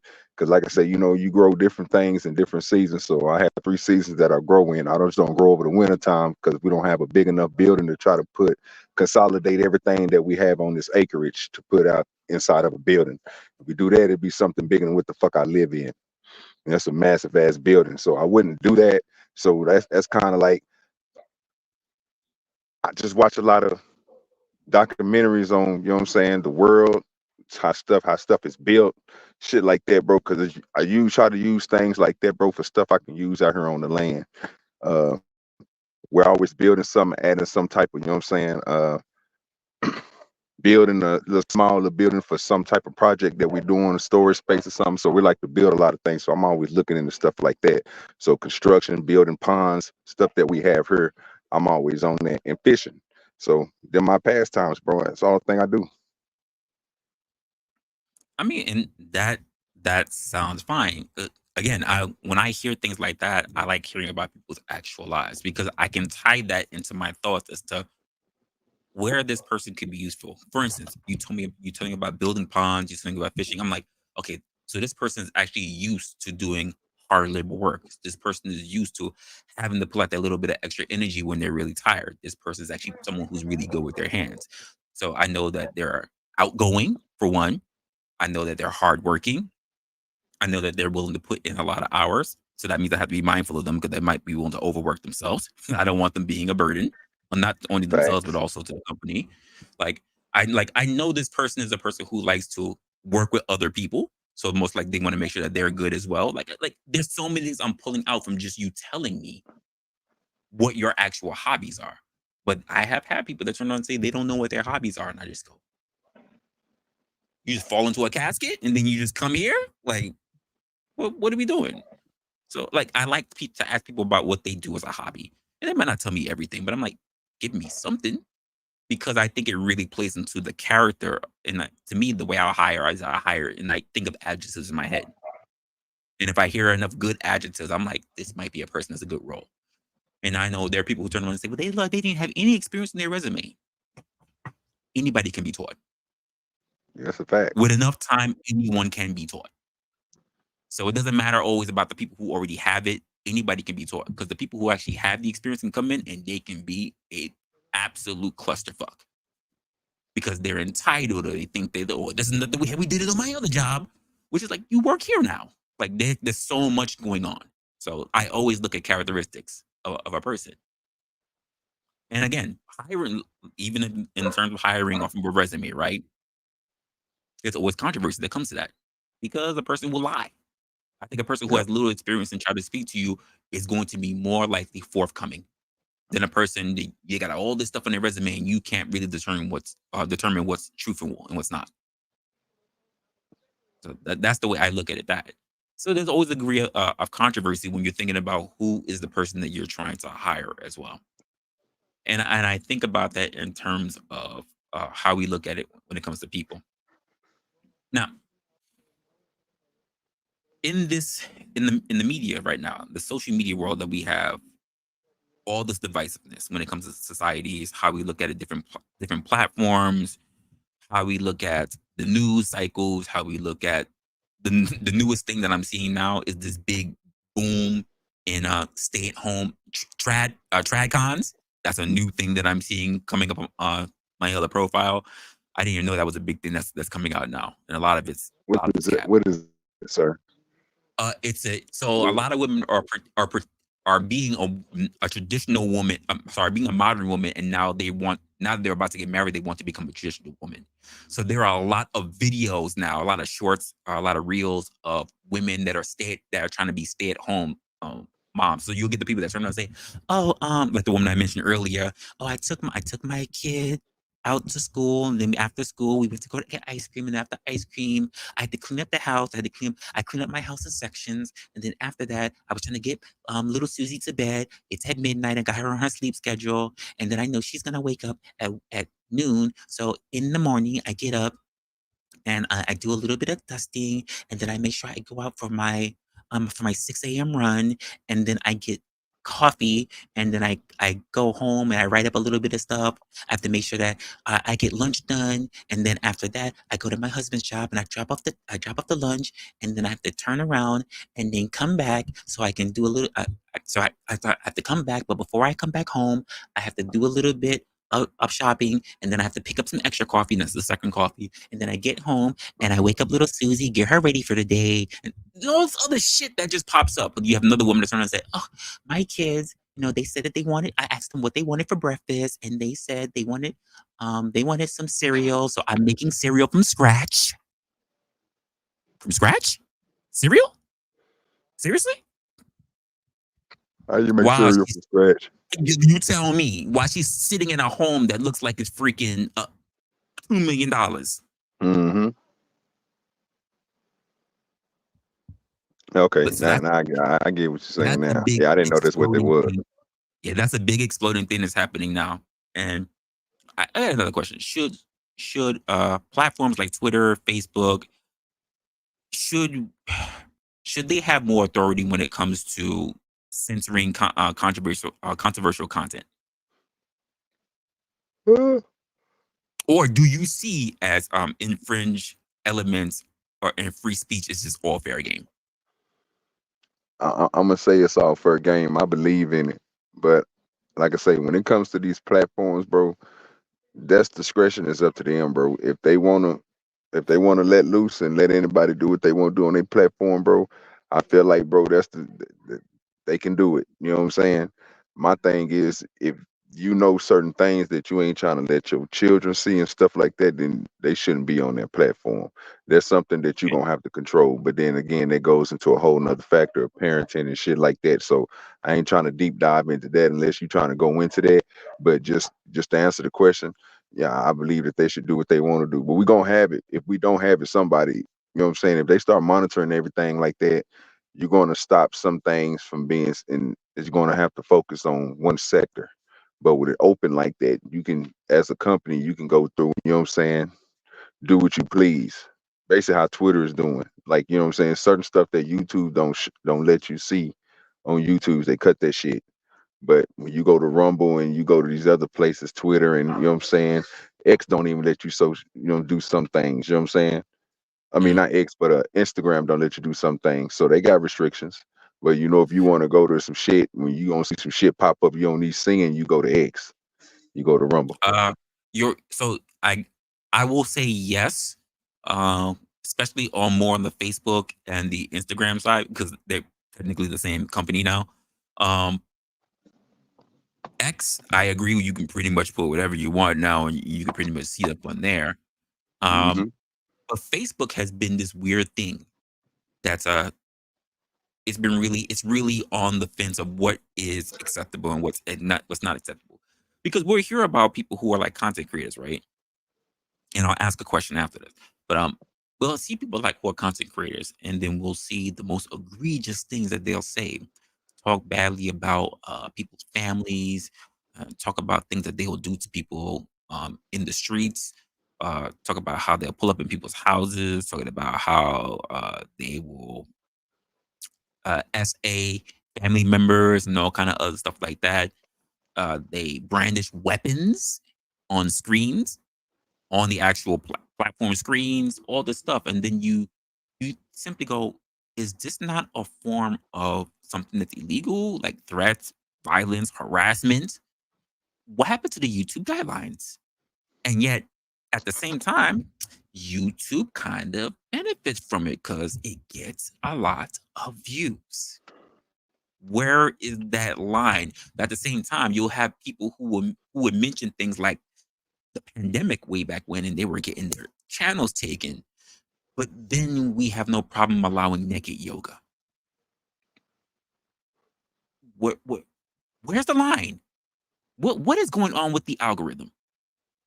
So we don't think it's controversy to see some bush and some actual titties and some poses, but for someone who's mentioning the CV and the adverse effects that were things that were happening is,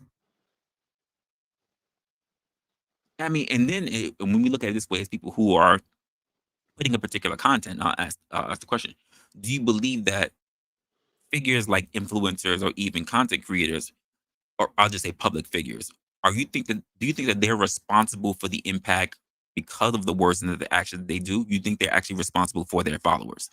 Because you'll get these followers who will go to different pages and harass, dox, and all kind of other stuff. Do you think these people are responsible?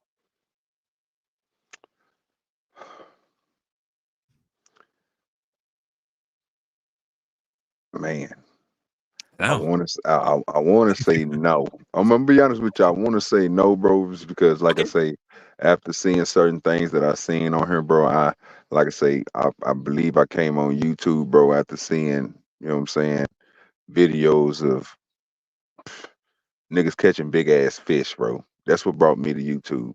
And I start watching those videos, and then I start going into other stuff, and then I eventually found these spaces. So, you know what I'm saying? I came here for a reason, but for somebody, bro, who's a content creator, bro, and they want to Mhm.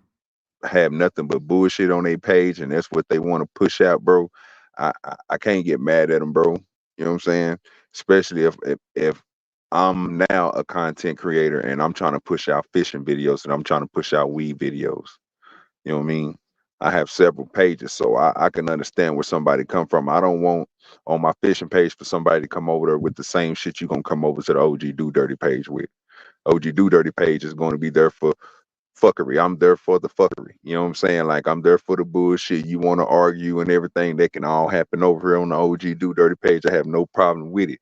But once you Mhm. come over to my other page and you see nothing but fishing outdoor shit, yeah, bro, I, I'm trying to be sorry, looking for you're that breaking up a shit. little So bit. in individual spaces, I Okay. think people should choose, bro. They Oh. Oh. Okay. So I don't know where he's at the moment, but he broke up a little bit. So we just lost OG for a little bit. But I rather agree with him. So I don't want to make the point in actually saying that I do not agree with people having an open space. I'm all about having our open rights to say whatever we want, and I believe that on all platforms. We do have particular platforms that we say are kid friendly. That's BS because the same kind of influences, the same stuff. If you see my Instagram timeline, listen, uh, it's not kid friendly. Not saying there's some abuse up there, but it's definitely not suitable for children. Let me just put it that much. It's not rated R. Definitely rated M. Just want to put that out there. But I have all kinds of stuff there. I got food. I got all kinds of stuff up there. So, but why would a kid be looking at the food channel, right? We only really see adults that get into food porn. Uh, but yeah, you got all kind of people that's out there doing all kind of stuff. I do agree that if you are a content creator, that you need to. I think there should be a level of what you are to talk about, or rather, a level of decorum for an actual business, because YouTube's a business. I'm sorry, it's not the Wild West. Because if you come up on YouTube if you're gonna come up with the idea of you're just gonna put out whatever you want and you're not worried about anything, cool. But then I take issue when you're, how do I say this in a very neutral way? You're allowed to have supporters. I don't want to take that from you. Because the same way how I have to say that um you have comedians that say controversial things, which I'm all good with. I have no problem with it. No, no, you're good. Don't worry about it. But the same way how we have comedians that they say controversial stuff, and I find it absolutely hilarious. I think that we should have controversial content creators. That's not a problem for me. The issue that I tend to take with is that we have people who are doing basically hate speech, and that's not something that we should be able to have up there. Hate speech and basically promoting violence. That's something I have a problem with. You can take it however you want to take it with. That's just not my thing. Because we talk about how much we want to protect children, right? But then anybody can find these things. Just because you put in not suitable for children when you make content does not mean that children cannot find your content. It doesn't mean that. You Those kids most likely have family members who watch this stuff, and when they give their kids their freaking phone or their tablet or whatever, those kids are gonna go on their profile, because most people don't make separate profiles for kids. I'm just gonna be honest with you, and the kids are gonna see it, and the kids are gonna clock into it. And most people, since they leave their kids on the floor or whatever at whatever age, the kids end up seeing it. And again, this is another form of indoctrination, but only formed through controversy. I mean, another question, and I'll ask you guys in the chat, is basically like, with the idea that we still have cancel culture, which I don't hear a whole lot of these days. Funny enough, is cancel culture somehow dissipating? I don't know. But when we have the degree of cancel culture that's out, how is are they an effective tool for holding individual institutions accountable? Because I would say no. Because right now I don't even see those institutions really holding up to everything. Because as some of the things I've already mentioned, when it comes to some content creators, it's not a lot, but some, those little things are not being held in the same way how I'm going to say this, well, this little minority that I'm talking about is the same way I'm going to hold up to all things, right? Because how we do one thing is how we do all things. Apparently, if we don't enforce the small laws, right? What's the chances that we're going to enforce the big ones? Just saying. And I think that really holds true for a lot of things. If we're not willing to take care of the small things, if you're not willing to catch people for littering, for defecating in public, for car crashes, for whatever, then you're letting people slide because they know they can get away with much larger crimes. You said cancel culture is alive and well. Uh, I haven't seen it of late. I still see more Karens arguing than anything else. I don't really see it. It's not really popping up on my timeline. It used to be all over my timelines. So and so's getting canceled for this. So and so is arguing about this. So. If anything, I see more about uh people trying to extort other people in many multiple ways. People trying to get financial things from other people. I don't see it as prominent as it used to be. I don't see cancel culture being as strong as it was last year. Last year, I would say it was still big, pretty big. But as of this year, I can say that I haven't really noticed it. So, alive and well, it very well could be. Trash, you said Instagram pushes. Well, uh, I don't know what you're searching for. It's by design. I don't know what things you're searching for, sir. I don't search for the young ladies that pop up on my timeline on trash. I don't know none of their names. I should be looking at for cooking channels. It's not my fault that they are in a string bikini in their kitchen while they're making pancakes. That's not my fault. I was there for the food. They're still cooking, so that's a part of my timeline. I just want to put that out there.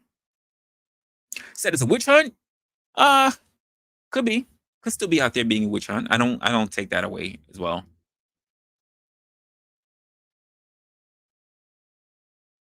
He said Ready Player One. Let's go. It's funny. That's not too far from now, but okay.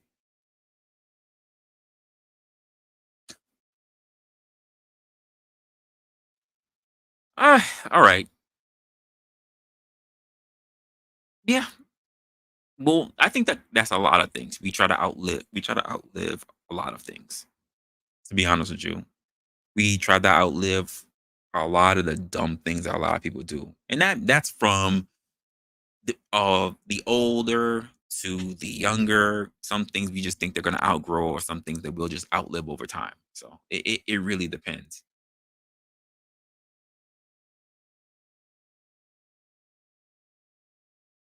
You say it was never a big thing, Thailand clucker? Really now? This I would like to know. Can you tell me why do you not believe that cancel culture was not a big thing? Because I can tell you, as someone who worked in a particular sector I did, that it was affecting people on a normal basis.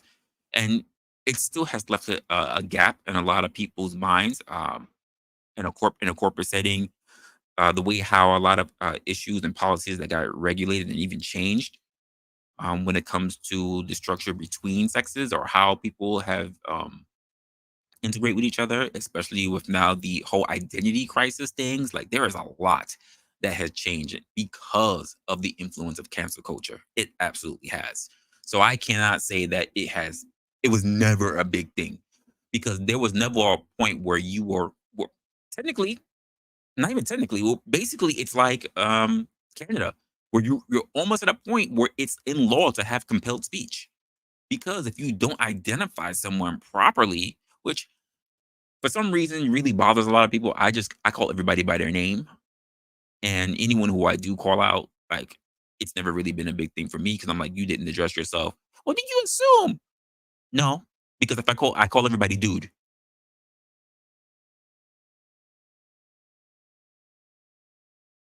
When I say, hey, you guys, I wasn't talking about gender, trying to get everybody's attention. You want to try to hold me to that? Let's try. You might lose on a legal level. Just want to let you know that. So but I I tend not to fall into that, but I definitely will say that it has affected so many people. I cannot tell you on how many sides sitting on the table that I've had to try to defend somebody, where I'm like, this is not my job. But why do I have to be the voice of reason? Because there are people who are crying because they either felt like they were misgendered, or they're crying because they hate themselves, because they don't like the way they look, because they're not of a particular sex. Like, I've ran across a lot of different conversations, and it's hard to speak to those people who are feeling what they are feeling, because the society that we've had has told them that it's okay to feel the way that they feel. And I'm like, so we're told that people cannot necessarily be reasonable about the things that they need to be reasonable about. We've gone to a point. Again, I've had people who have literally worked within my department, who have been like transgender, been cool people, never gave me problems. So it's not everybody who's of a particular community that give you problems. It's just the people who want to be hyperbolic. Some people are just not accepting of the world, not accepting them, not understanding that the world has always been exclusionary of somebody or something, whether it's race, whether it's community, whether it's color, whether it's economic background, whether it's class. But there's always been something. Equity, true equity, has never been a thing. Some are going to have, some are not going to have. And it is your job to make up the difference. It's not for someone else to make up the difference for you. And the world has always been like that. If you see people with something that you want, work your butt off. Work your butt off and get it. Work your, work your butt off and get it. Just do that. You may not get it when you want it, because we're in a culture that wants everything now, quick, fast, and in a hurry. You can work your way towards getting it too. In fact, instead of hating on said person for actually having it, you should be picking their brain, building rapport, by the way. You should be picking their brain to ask how they got it. Maybe they can give you some tips and some insight, instead of hating on them and just wanting it because you want somebody else to give it to you. That's not the way how the world works. Anywhere in the world, even here. I'm just saying.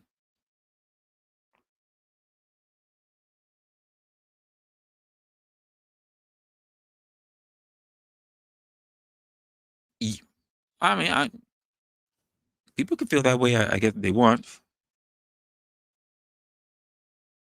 Well, they do you say that? Would you believe that they don't have good reason though? Because keep in mind, you still have a very, very good livelihood that you can have as a police officer.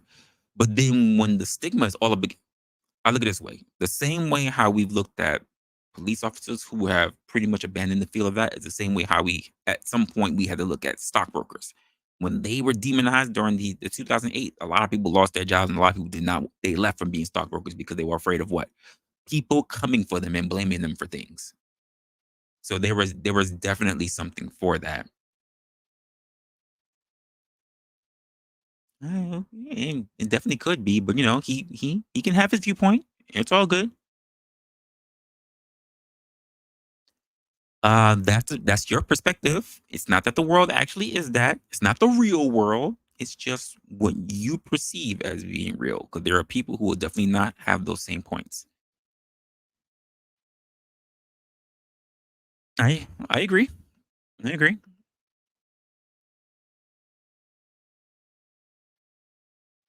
I cannot agree with that because the numbers did not reflect that. The numbers in the job market did not reflect that. And you saw it all over the board. You saw it from people who were working in the service industries, in like freaking fast food, to CEOs, to even in government. So we can't turn around and say that's the slightest when it was affecting all levels of society. There were people that was happening to in the blue collar field. It was having people that was happening to in the white collar field. So I'm sorry, I cannot call that slight. It wasn't even one demographic. It was multiple people. There were Asians, there were Indians, there were freaking black people, and there were white people. Definitely getting hit all over. I literally had to do a lot of research when it came to that, just to be able to have an open mindset to try to defend these people. And again, it wasn't even my job to defend them at that time. But I think it's unnecessary to lose your job because of how someone feels rather than what the actual facts were. And that's a hard position to take up, by the way. It was a difficult, very difficult position to take up, to the point where I was just like, I can't do this anymore.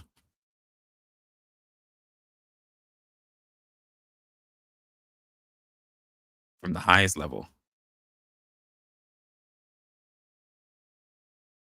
Yeah, what's good?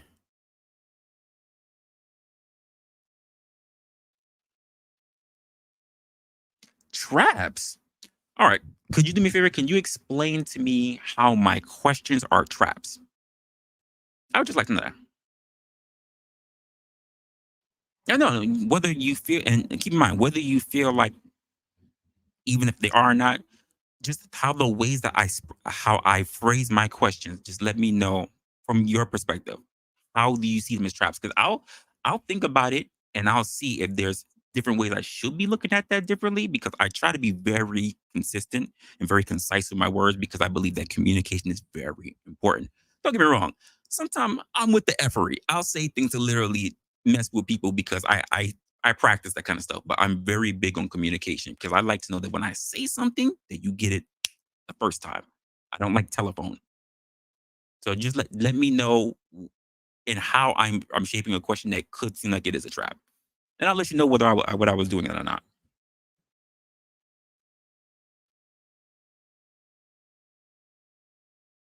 Unfortunately, it's not true, but unfortunately, a lot of people see it that way. A lot of people get caught in their own world that they believe it is the world. And we say there's a lot of people who like they've never left their hometown or they've never left their borough, they never left their state, whatever. They've never left the US. They've never experienced the world outside of a phone or a screen. And they believe that the world is the way it is. That's how you get a lot of people that's here, you know, getting into all these social issues that are only the biggest issues here. It's not everywhere else. Because they believe that the world only revolves around what they see, which I say also for the internet. There was, and I know everybody's heard me say this. Anyone who's new, you haven't heard me say this is the first time you're getting it. So listen closely. There was a time, I wish I had like a dream sound effect. There was a time when we were able to distinguish as human beings before the huge amount of indoctrination and social programming that we've been going through in social media. There was a time where we could turn on our mobile devices, our TV screens, and everything, go through our remotes, see something that was on TV, see it as what it was, turn it off, and go to actual real life. We could look at things before they got really hyped as reality TV, see it, found it entertaining, cut it off. With the big amount of social programming and the abundance of information being thrown at us so that we are consistently distracted, what we do now is that we look at things online and we snatch them from outside and we bring them into the real world. Then we start going to other people and start talking about, well, this is what the world is. When the truth of the matter is that if we simply looked at our own lives, things really around us, we don't see it. A good case in point is if you're in a lot of these relationship spaces, they talk so much about men and women's roles and the patriarchy and feminism and all kind of stuff like that. But when they get into their real life, when they go to sleep, when they get off the internet, when they turn off their phone, whatever, and they go to sleep and they wake up and they go to work, whatever, I'll say 8 times out of 10. 8 times out of 10, they don't see it. And the only reason why I'm giving the 2 points is because they've been so hit with subliminal messages that it starts forming in their head to make it a point. It's a little voice. Oh, it's because I'm a guy. Oh, it's because I'm a girl. Oh, it's because I don't make enough money. Oh, it's the patriarchy. Oh, he's a misogynist. When nothing was expounded that way. When people can hear words coming out of people's mouths, and instead of hearing, or rather listening to what was being said, they already have talking points in their heads, and they misinterpret the actual message being given. Which is why when I talk about on this channel, when we say the things that we say, are we really looking at it with an open mind? Or are we just expounding to speaking the narratives that we have been subjected to? Folks, are you hearing me? It takes a lot to have an open mind. Most people believe that they are open mind, but most people don't do the work. The same way most people say that they are a good person, but they have not done the work. They have not. Most people say, I got strong moral values. That's not true for a lot of people. Most people have taken the values that they heard from other people and say that it's theirs. They have not put it through the actual grinder, the test through life. They have not said something and not willing to get punched in the mouth for it and still believe it afterwards. Most people have not. Most people like to look online, hear something that sounds good, makes them feel good about it, and say, that's me. That's me. But they never actually went out into the world, tried, tested, and true to actually see that that was a part of their character. I'm being honest with you. That's not most people. Most people are not comfortable with themselves. Most people are not comfortable with the ugly side of them. They hide it from people. Most people are not comfortable with their monster.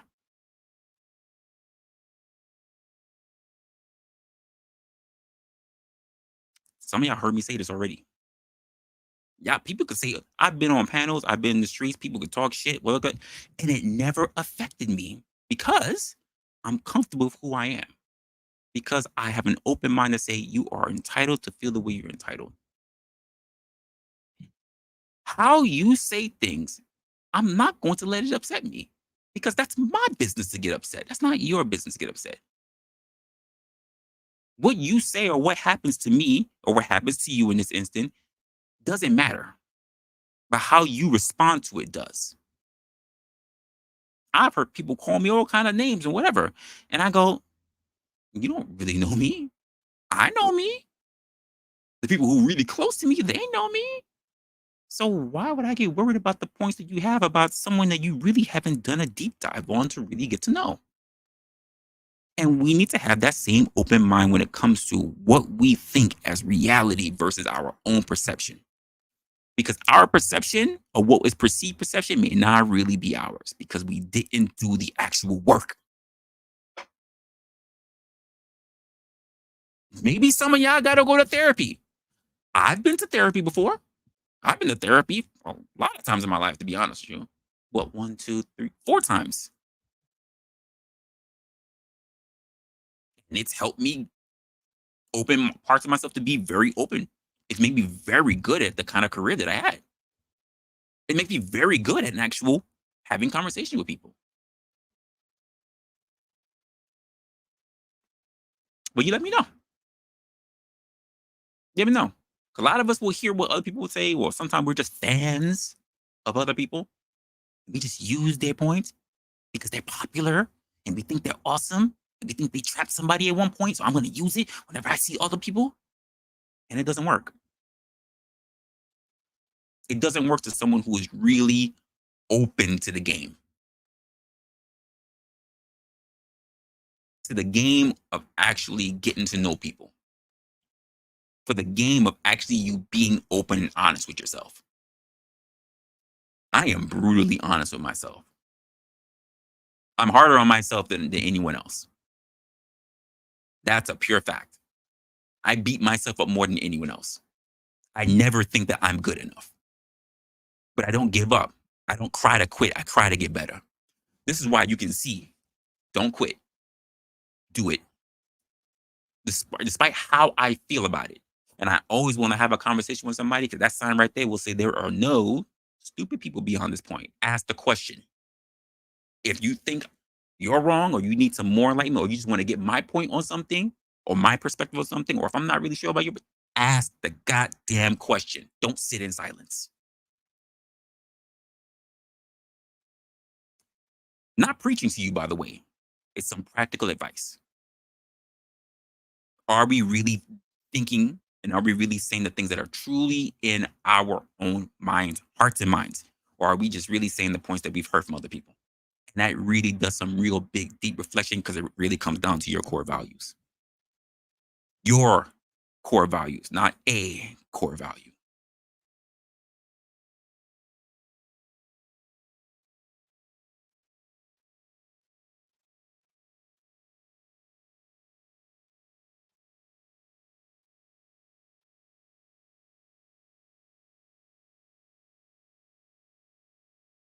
Okay. Well, I have to ask the question. Did the restaurant have access issues?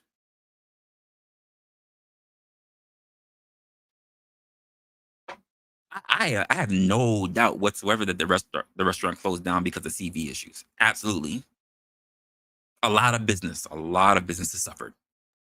So I do not doubt that whatsoever.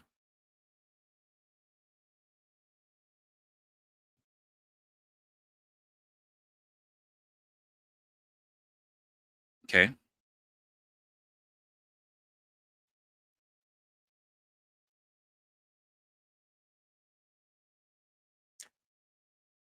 Is that so? Hmm. I mean, he's allowed to have his opinion. It's literally a moniker of the show. I don't think I've particularly phrased anything that makes it a trap, but I have asked. I will ask controversial questions. I will.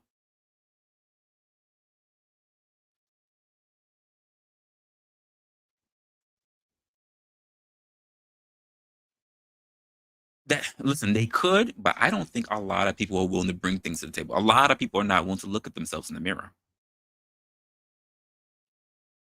A lot of people are not. It's so much easier to blame somebody else for something.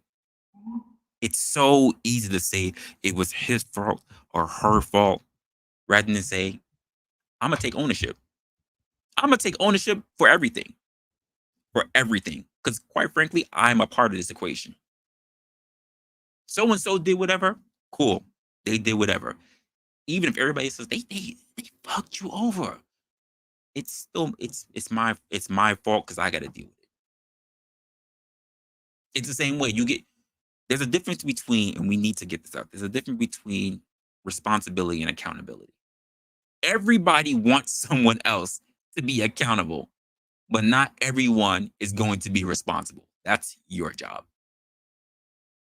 You get into a car crash with somebody, you want them to take accountability. But you were also in a car that got into a car crash, so you also got to take responsibility. You didn't have to have a car. It sounds really bad. But the son of a bitch hit me. True. But if you never owned a car and you weren't on that freaking road, and who knows whatever factors can be, you wouldn't have gotten into a car crash. So just take a little bit of responsibility. It came with the game. Getting into a car, there was a chance that you can get into a car crash. Yay or nay?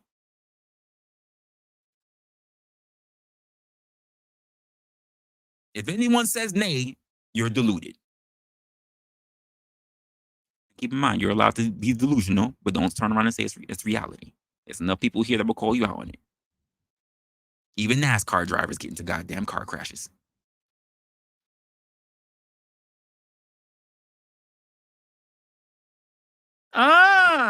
Well, I think user would have an absolute different opinion of that. Because user said that most people are actually evil. I'm not inclined to disagree or even to agree. I just think it's a very particular take.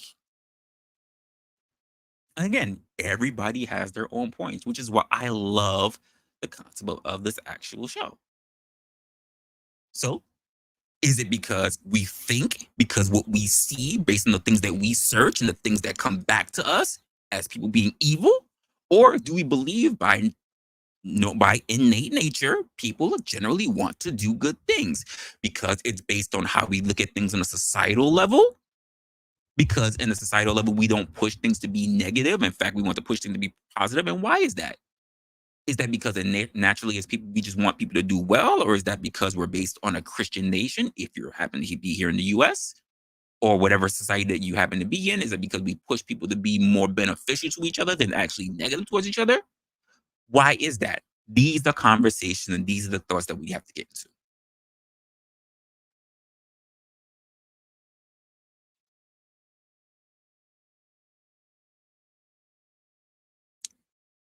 Yeah, so they're not. So I hear what you're saying, but they're not indistinguishable. They don't take the time. The same way how we say two words can be used interchangeably, but they're not the same. There's a reason why both those words exist.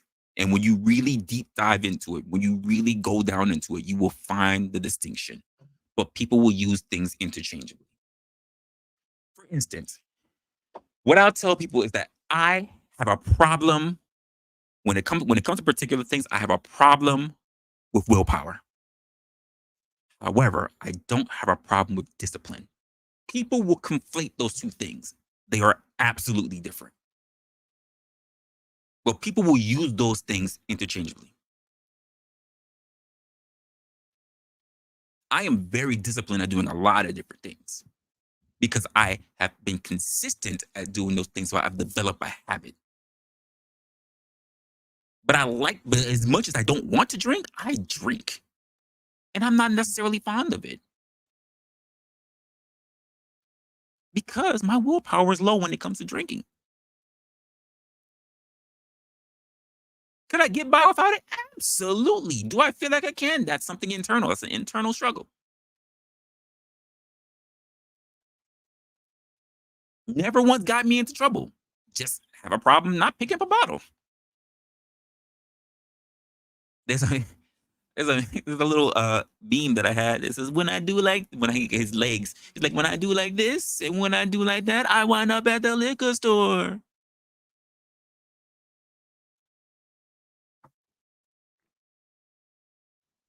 That's a burden I'm trying to overcome. But that's a difference between willpower and discipline. I have to always battle between those two because I'm always trying to become disciplined when it comes to it. But I have very low willpower when it comes to it. So I have to keep starting over, which is also a good theme that we have here on this platform, on this channel. It's about starting over your mindset, starting over how you see the world, starting over what you think about yourself and what you can have for yourself going forward. Not because I've got the answers. I damn for sure don't have the answers. I'm in this boat the same way how you are. But by having particular conversations, we'd be surprised what we will be willing to be enlightened to. That might be that key thing that we didn't think about that can help us propel ourselves forward. Just saying.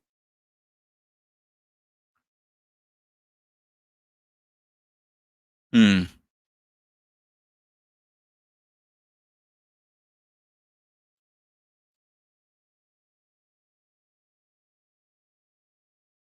Hmm.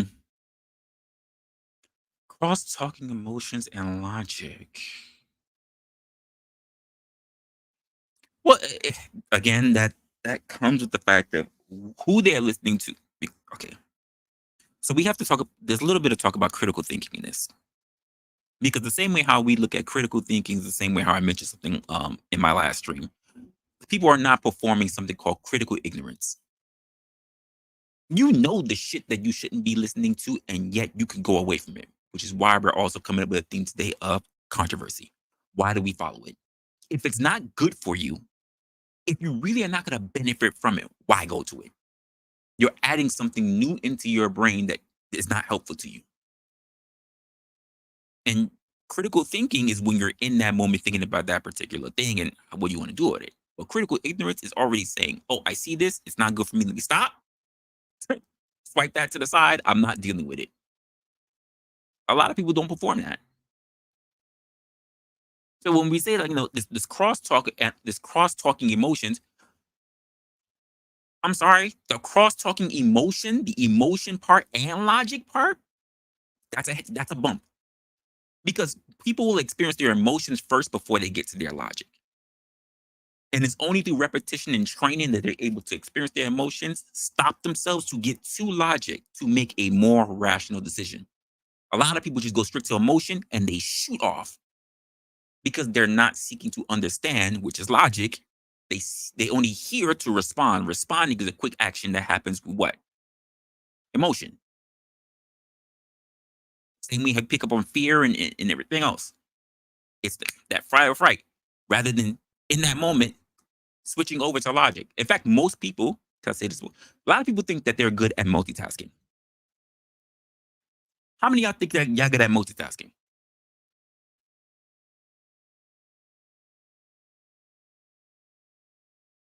Honest opinion. How many of y'all really believe that y'all good at multitasking?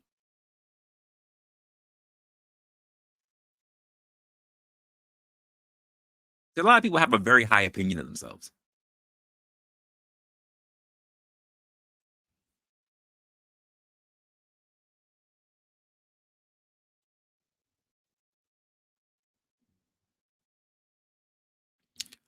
Zuma, do you live in like in a city, like an urban area?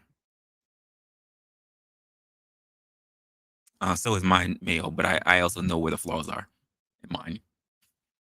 I know I have a lot of flaws in mine, and I don't take drugs for it. So I know I have to be aware of mine. I'd be hyper aware of mine.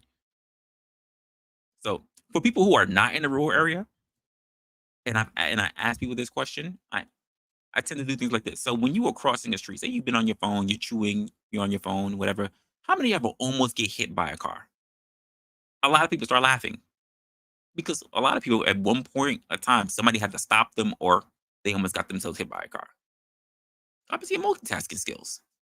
A lot of people when they're taking care of tasks, we have to switch gears to get into a new one.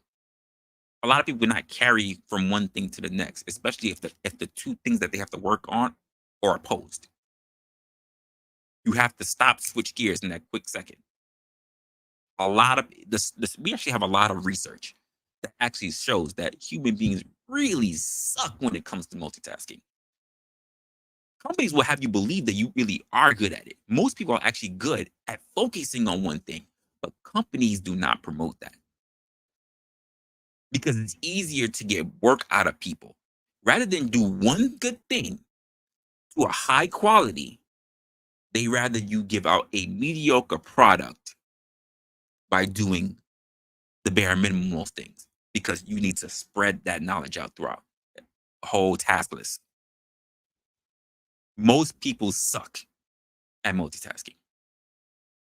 Because we all want to believe that we're savants.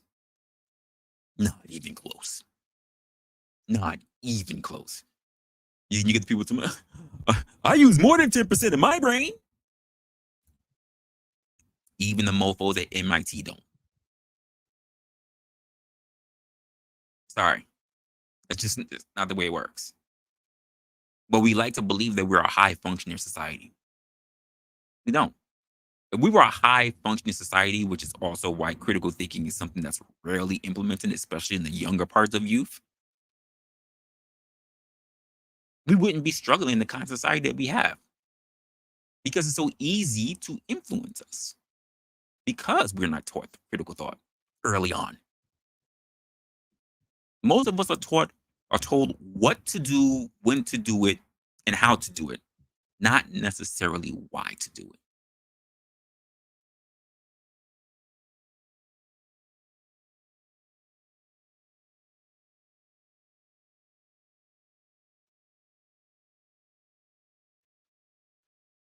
And that's why that thing about emotion and logic, it really needs to get looked at because anyone who studies the brain enough will know that if you can filter yourself past that emotional point, you will make a more rational decision. But it all depends on your degree of training, your degree of culture. Like, and a lot of people don't go through that. A lot of people don't. A fight or flight response is something that you can actually train somebody to get past. You can get past somebody to a degree to get past that, unless you have like, extreme anxiety. And that can be manageable depending on the kind of, career that you're looking for, the kind of situation that you're in. It doesn't mean life is over, but you can figure it out.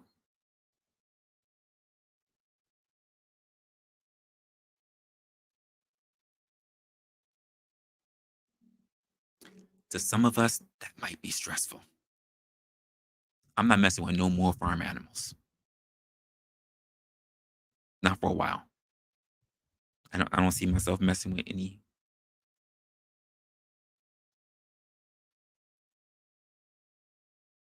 Wait, and let me ask the question. Let me ask: Are you a multitasker? As in you don't finish one task immediately. You shift gears to another task, and to another task, and you just hope that you will get back to that other task to get that task done, or do you get one task done, then move to another task, get that task done, then move to another task, and get that task done? Which one is it?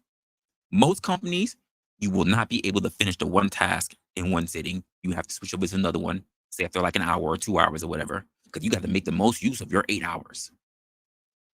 If you're traditionally working 8 hours, then you got to switch to the next one. You got to switch to the next one. And if you didn't finish it, you have to pick off where you were the next day to see where you were on average. And then you work a little bit more on that, and you work a little bit more on the other, and you work a little bit more on the other.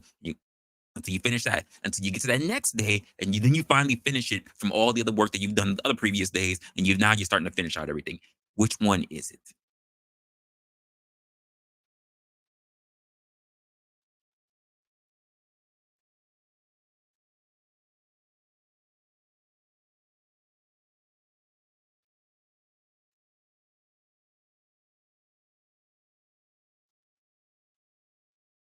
Uh, the word trap was in there. I mean, I'll if you want me to, I'll go back and take another look at it.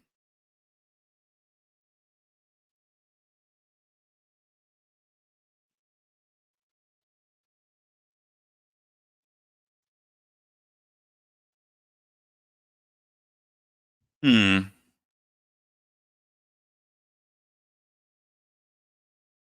Okay. All right.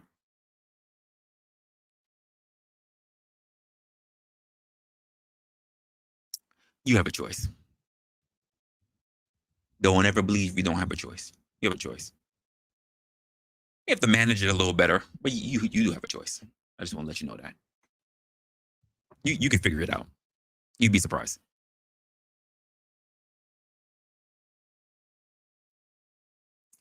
I think if you find your way, if you found the way that's more effective in what your job does, and it was something that can make it easier for you and you can prove that you have an effective model, you'd be surprised. They'll back that off. You just have to prove that your way is most effective. You don't have to change. You don't have to change it for everybody else. To revolutionize everybody else, because that makes you a better commodity. Once you put away, that makes it easy. That follows all that process, but you have particular shortcuts that will make it easy and quick and safe for you. That's where you can start negotiating shit. With a proven amount of time, you can get it done. I believe you.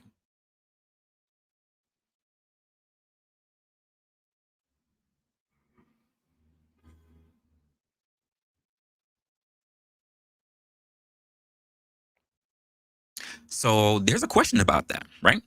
If you believe that any question about you is a trap question, then the question is, how much about you are you trying to hide? Not only from other people, but also from yourself.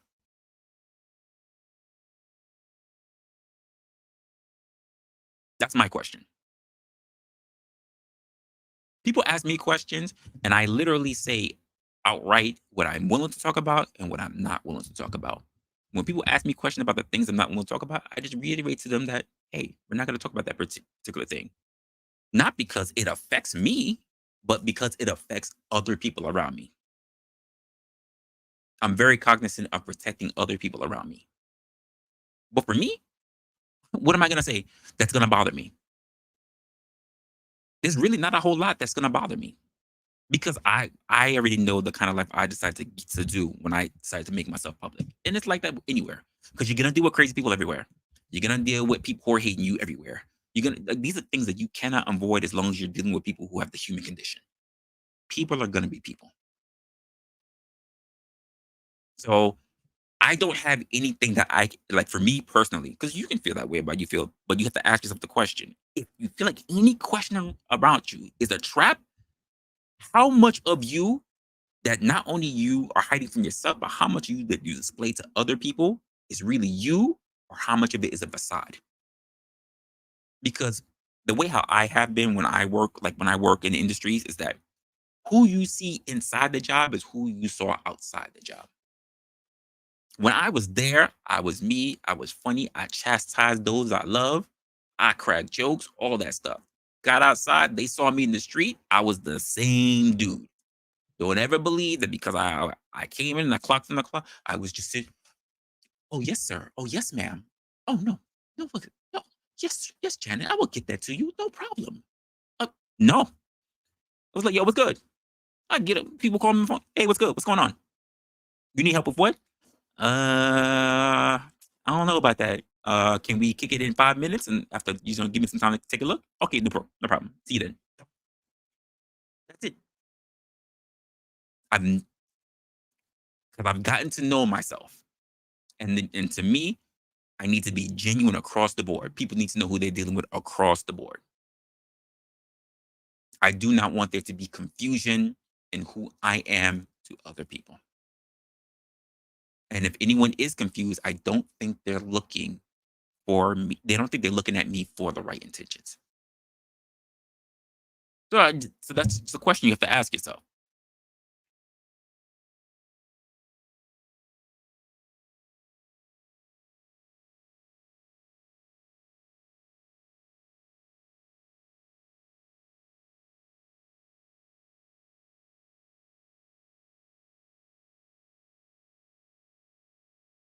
Hmm. Okay. Practice that song.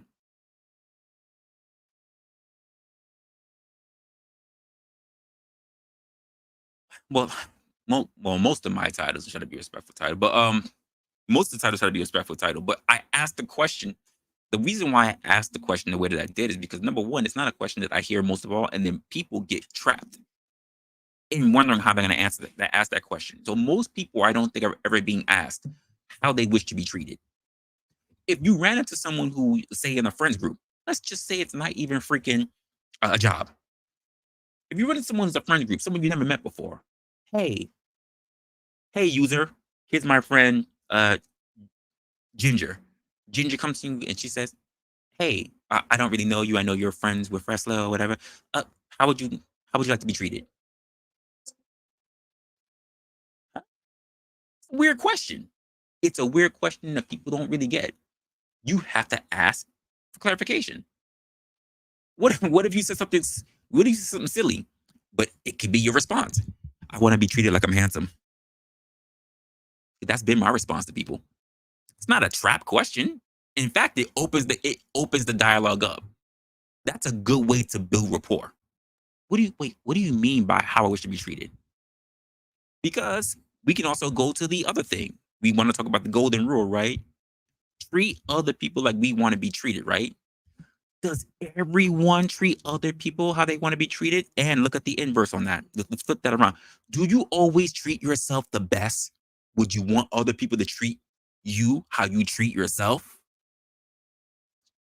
It's just some food for thought. Not everybody treats themselves well.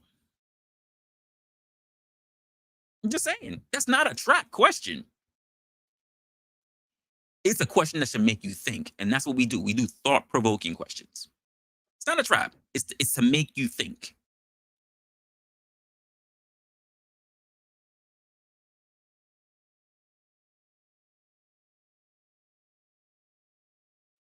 No, and I get you. And again, it's, and I don't take that again. I don't really take anything personal. So it's all good.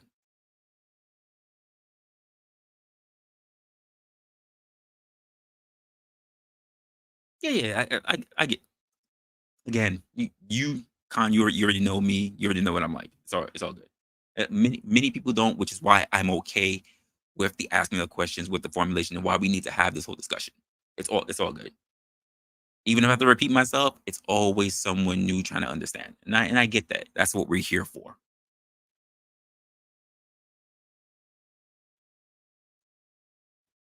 I don't disagree with that. I don't. But it, like I said, it really, it's only a trap. You only can feel like something's a trap. And I'll talk to you personally on this one. It only feels like something's a trap if you always feel like you have to be on guard. If you feel like someone's always trying to use you. And to me, it's a little bit different. I'm always trying to be useful. And that's because I always say that everyone's a part of your network. It doesn't matter who's on your job.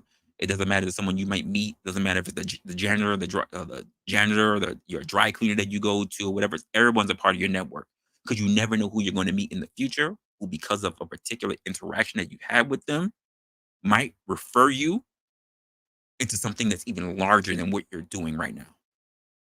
Because if we can't take care of the responsibilities of the few, people are not going to give us, the responsibilities for the many. So I look at everybody as someone who's a part of my network, but also I always want to be useful to those people. So I'm never, like say my work, I'm never just useful to my department. When I'm doing my work and I'm clear ahead of time, which is why I say contractor, you can definitely get your stuff done. When I get my stuff done, I go to other departments to talk to them, to pitch to them, to ask them if there's any need that I can meet for them. I would rather be the person that people think owes them a favor than be the person that I know they owe me a favor. It's like the whole $5 thing. I gave you $5. Now the person dipping and dodging because they don't want to give you the $5 yet. And then when they gotta give you $5, oh, you get a little $5.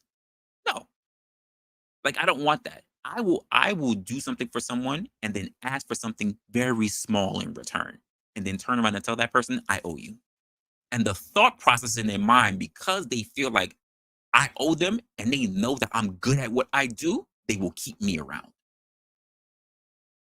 because I am useful. You don't want someone who owes you a favor who's useless.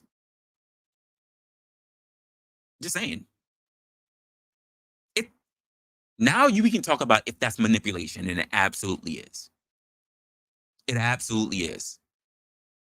But it keeps you on par. Just saying.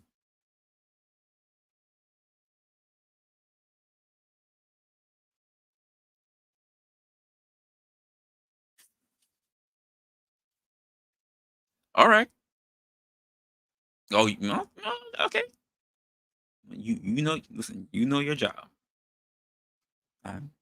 in my in my words, the way how I put it, not saying it's issue, but the way how I put it, I said, if there's a will, if there's a way, there's a wrestler. I will spend hours, days, months formulating a freaking strategy to make things easier for me. I will take a mental health day to try to make things easier for me. You spent your mental health day thinking about how you can make things easier for yourself at work? Absolutely. If it meant I have to spend 8 hours outside of work to figure out how I can make the rest of my quarter or the rest of the year good, I'm gonna do that. I break my stuff down into sprints and I just build it out by hour and just see what happens. But I get it, especially if you're in a position of leadership, it might I don't like I said, I don't know your work dynamic, but I think there's always a way to figure something out.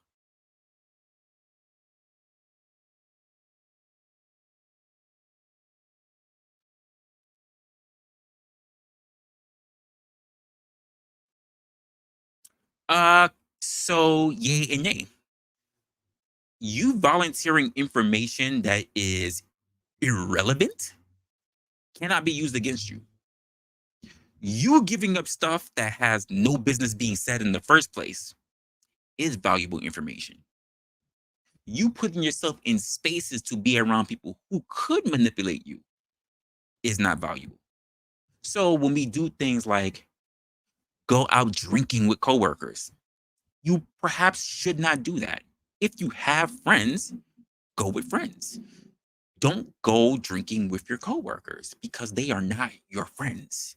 They are your colleagues.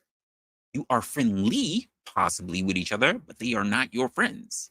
And people forget that. I know you spend a lot of time with them. I know because of psychological things, we always look at proximity and we spend time with these people so that we start gelling with them, but they are not your friends. I always look at it this way. If you're a person who's not sitting on my Facebook, if you're not a person who's calling me when I'm not at work to ask how I'm doing, and not because I got sick and called out of work, we're not friends. You and I are not friends. If you didn't say, my phone go off, hey, who, I'm thinking, what's going on with work? Well, what's good? No, what's going on, man? No, what's going on? He's in there like, nah, I just want to see what you was good. What you doing? You chilling? I'm sitting there going, why are you talking to me? What? If this person is trying to build a genuine friendship, I'm gonna work that path to see if this is someone I can build a genuine friendship with. And I have people who I who I work with, who I've worked with, who we're still good friends. Still good friends. But if I don't really rock with you outside of being on the clock, I don't treat you as a friend at all. You are an acquaintance. I don't do work wives really or any of the stuff. Like, come on. Come on now. We gotta be better than that.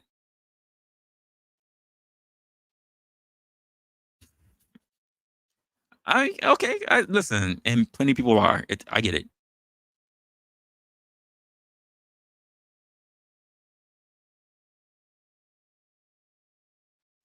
Uh Not everybody does. A lot of people will blame other people. A lot of people will not take responsibility. And a lot of people don't even know how to take little victories throughout life. It's something that you have to be taught. Because as much as I beat myself up, listen, people here who are who are part of the community, like they you guys know.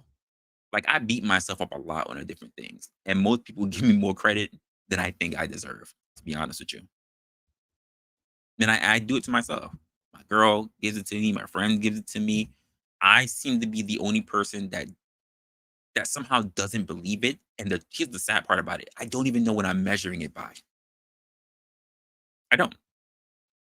Somehow I've just always believed that there's a better way to perfect it. I have this old Japanese motto that's in my head. So in our motto, we have if it ain't broke, don't fix it, right? And in their motto, it's like If it ain't perfect, keep working on it. And I never think my stuff is perfect. So I'm always trying to work on it. That's my thing. That's my issue. That's my gripe that I always deal with. I never think it's good enough because I'm expecting something that hasn't shown up, and I'm just hoping that because I keep working on at it, that when my preparation meets an opportunity, it's going to take off. So that's my thing. That's how I beat myself up. That's how I ensure that my skills that I am decent at or I'm good at, I keep working on it.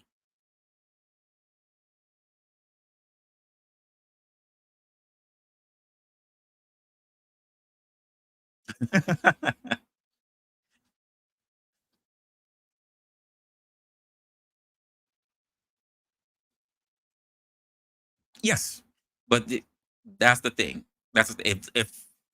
If we can figure out how to navigate those social norms and recognize them for what they are, we just have to worry about understanding ourselves, and we can influence people one mind at a time, and not influence them to see things our ways. Just wake them up. Wake them up to realize that what they're thinking is not what they're thinking, and just ask them simple question: What do you want? Really and truly, what do you want? Everybody wants something. And I'm not talking about superficial. I'm not talking about for the company. Honestly, what do you want? Not what you think you want because someone else has shown it to you. What do you actually want? If you could drop everything and do what you wanted to do, what would that be? Don't say be a millionaire. You have to work your way towards that. What could you do? And to some people, they have quick answers in their head. I want to be with my family right now. I want to see my brother. I ain't seen my brother in a while. Yo, I wanna hang with my friends. I feel like we're always so busy and we have messed up schedules. I can't remember where I heard it from. I can't remember where I heard it from, but I thought it was phenomenal. So there were two people that were sitting down with another guy. I don't know who he was. This was some time ago. But the question that popped up said, would you how was it phrased? It was like, would you rather have $1 million? Would you rather be able to wake up just every day the way you are, living life, or would you rather be given $1 million to have fun and do everything that you wanted to do, but you would die after that day? There'll be no more tomorrow. Which one would you choose? And of course, people were looking at it like, oh, damn, like $1 million, but I can do whatever I want, but I'm not gonna get up. It's not even a conversation. I'm not taking $1 million. I'm not doing it. And the guy with the podcast who posed the question says, so why are you not getting up every day as if basically your life is not more than $1 million? Why are you not getting up with that same enthusiasm? I tell people this. I rather I don't spend my money on lottery tickets. I know a lot of people who do. If they manage to go, hey, you want to go in with me on the whatever, just I rarely do it though. I would rather have the mindset and the skills to earn 1 million than be a person who got lucky and got 1 million. Because when that money's gone, I will be stuck with whatever I've got right now. Rather than be a person who, if I gave the money away, I'd be fine because I'd have the skills in my mind to be able to build that money back up.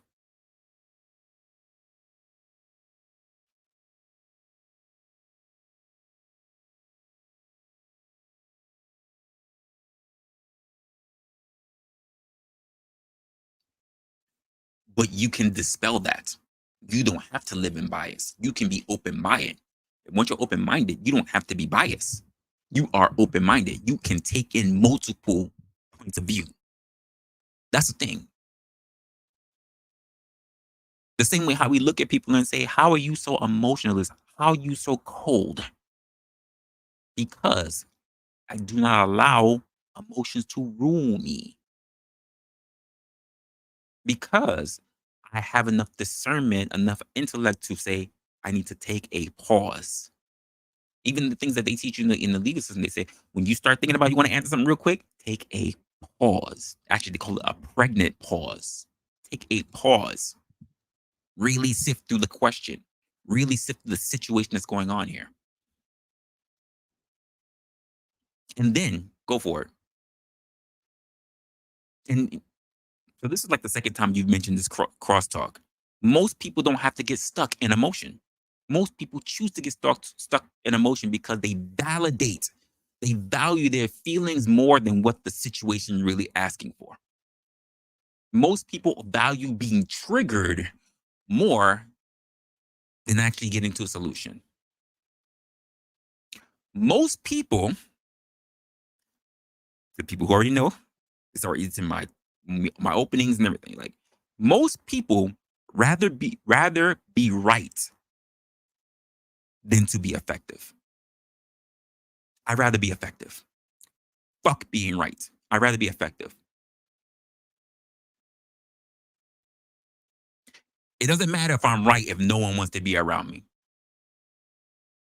In the same way how they're trying to say no one wants to be around. I know it all.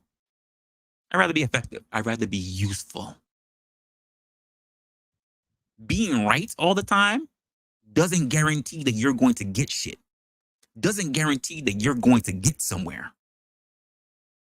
You're just doing it for self, for being moral, for feeling superior.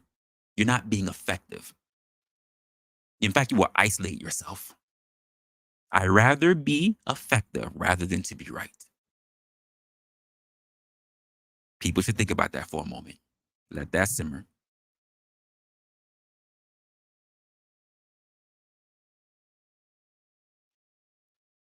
Because once you can rationalize yourself, once you can rationalize yourself and what the situation is given for, you do not have to worry about being caught up in your emotions.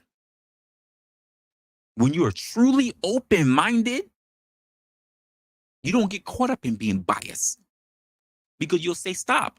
What was the other side? People turn around and say, there's only two sides of a coin. You're incorrect. There are three sides of a coin: heads, tails, and the rim in the middle. And you'd be surprised how much context is in that small little rim. The same way they say it's her side, and the truth. Bias is taking one or the other side, not looking for the truth. And that's where your logical faculties can come in to make that discernment. You don't have to get caught in crosstalk because now you can make discernment. And that takes a level of discipline to get to. It takes a lot of skill and a lot of training to get into. And that's not to say that you be perfect, but you keep working on it. Guys, I really enjoyed this stream with you guys. Thank you guys for actually being here for today.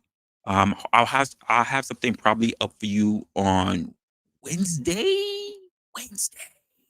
Of course, you guys know that I do things on Wednesday. There's going to be a video. Lately, I've been doing some lives, and I always go live on Saturdays, typically around 4 o'clock. I think 4 is going to be our lock-in time. That's the time I can really get a lot of things done for myself. And I'm still working on some other things, but I'm also prepping for a trip, and it's just I got to take care of other things as well because it's crazy out here in NY right now. Anyway, I hope to talk to you guys later. OG, I'm not sure if you're doing something later today for the stream. If you guys are, just be sure to be on the lookout for that.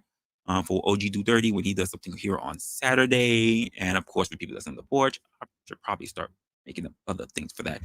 And outside of that, you take care of yourselves and be okay with the fact that you don't need to be leaning towards controversial facts because just like the internet picked up a lot of things in terms of controversy, it also means that there's so much other stuff, so much other content out there that's informational and motivational to help you push forward.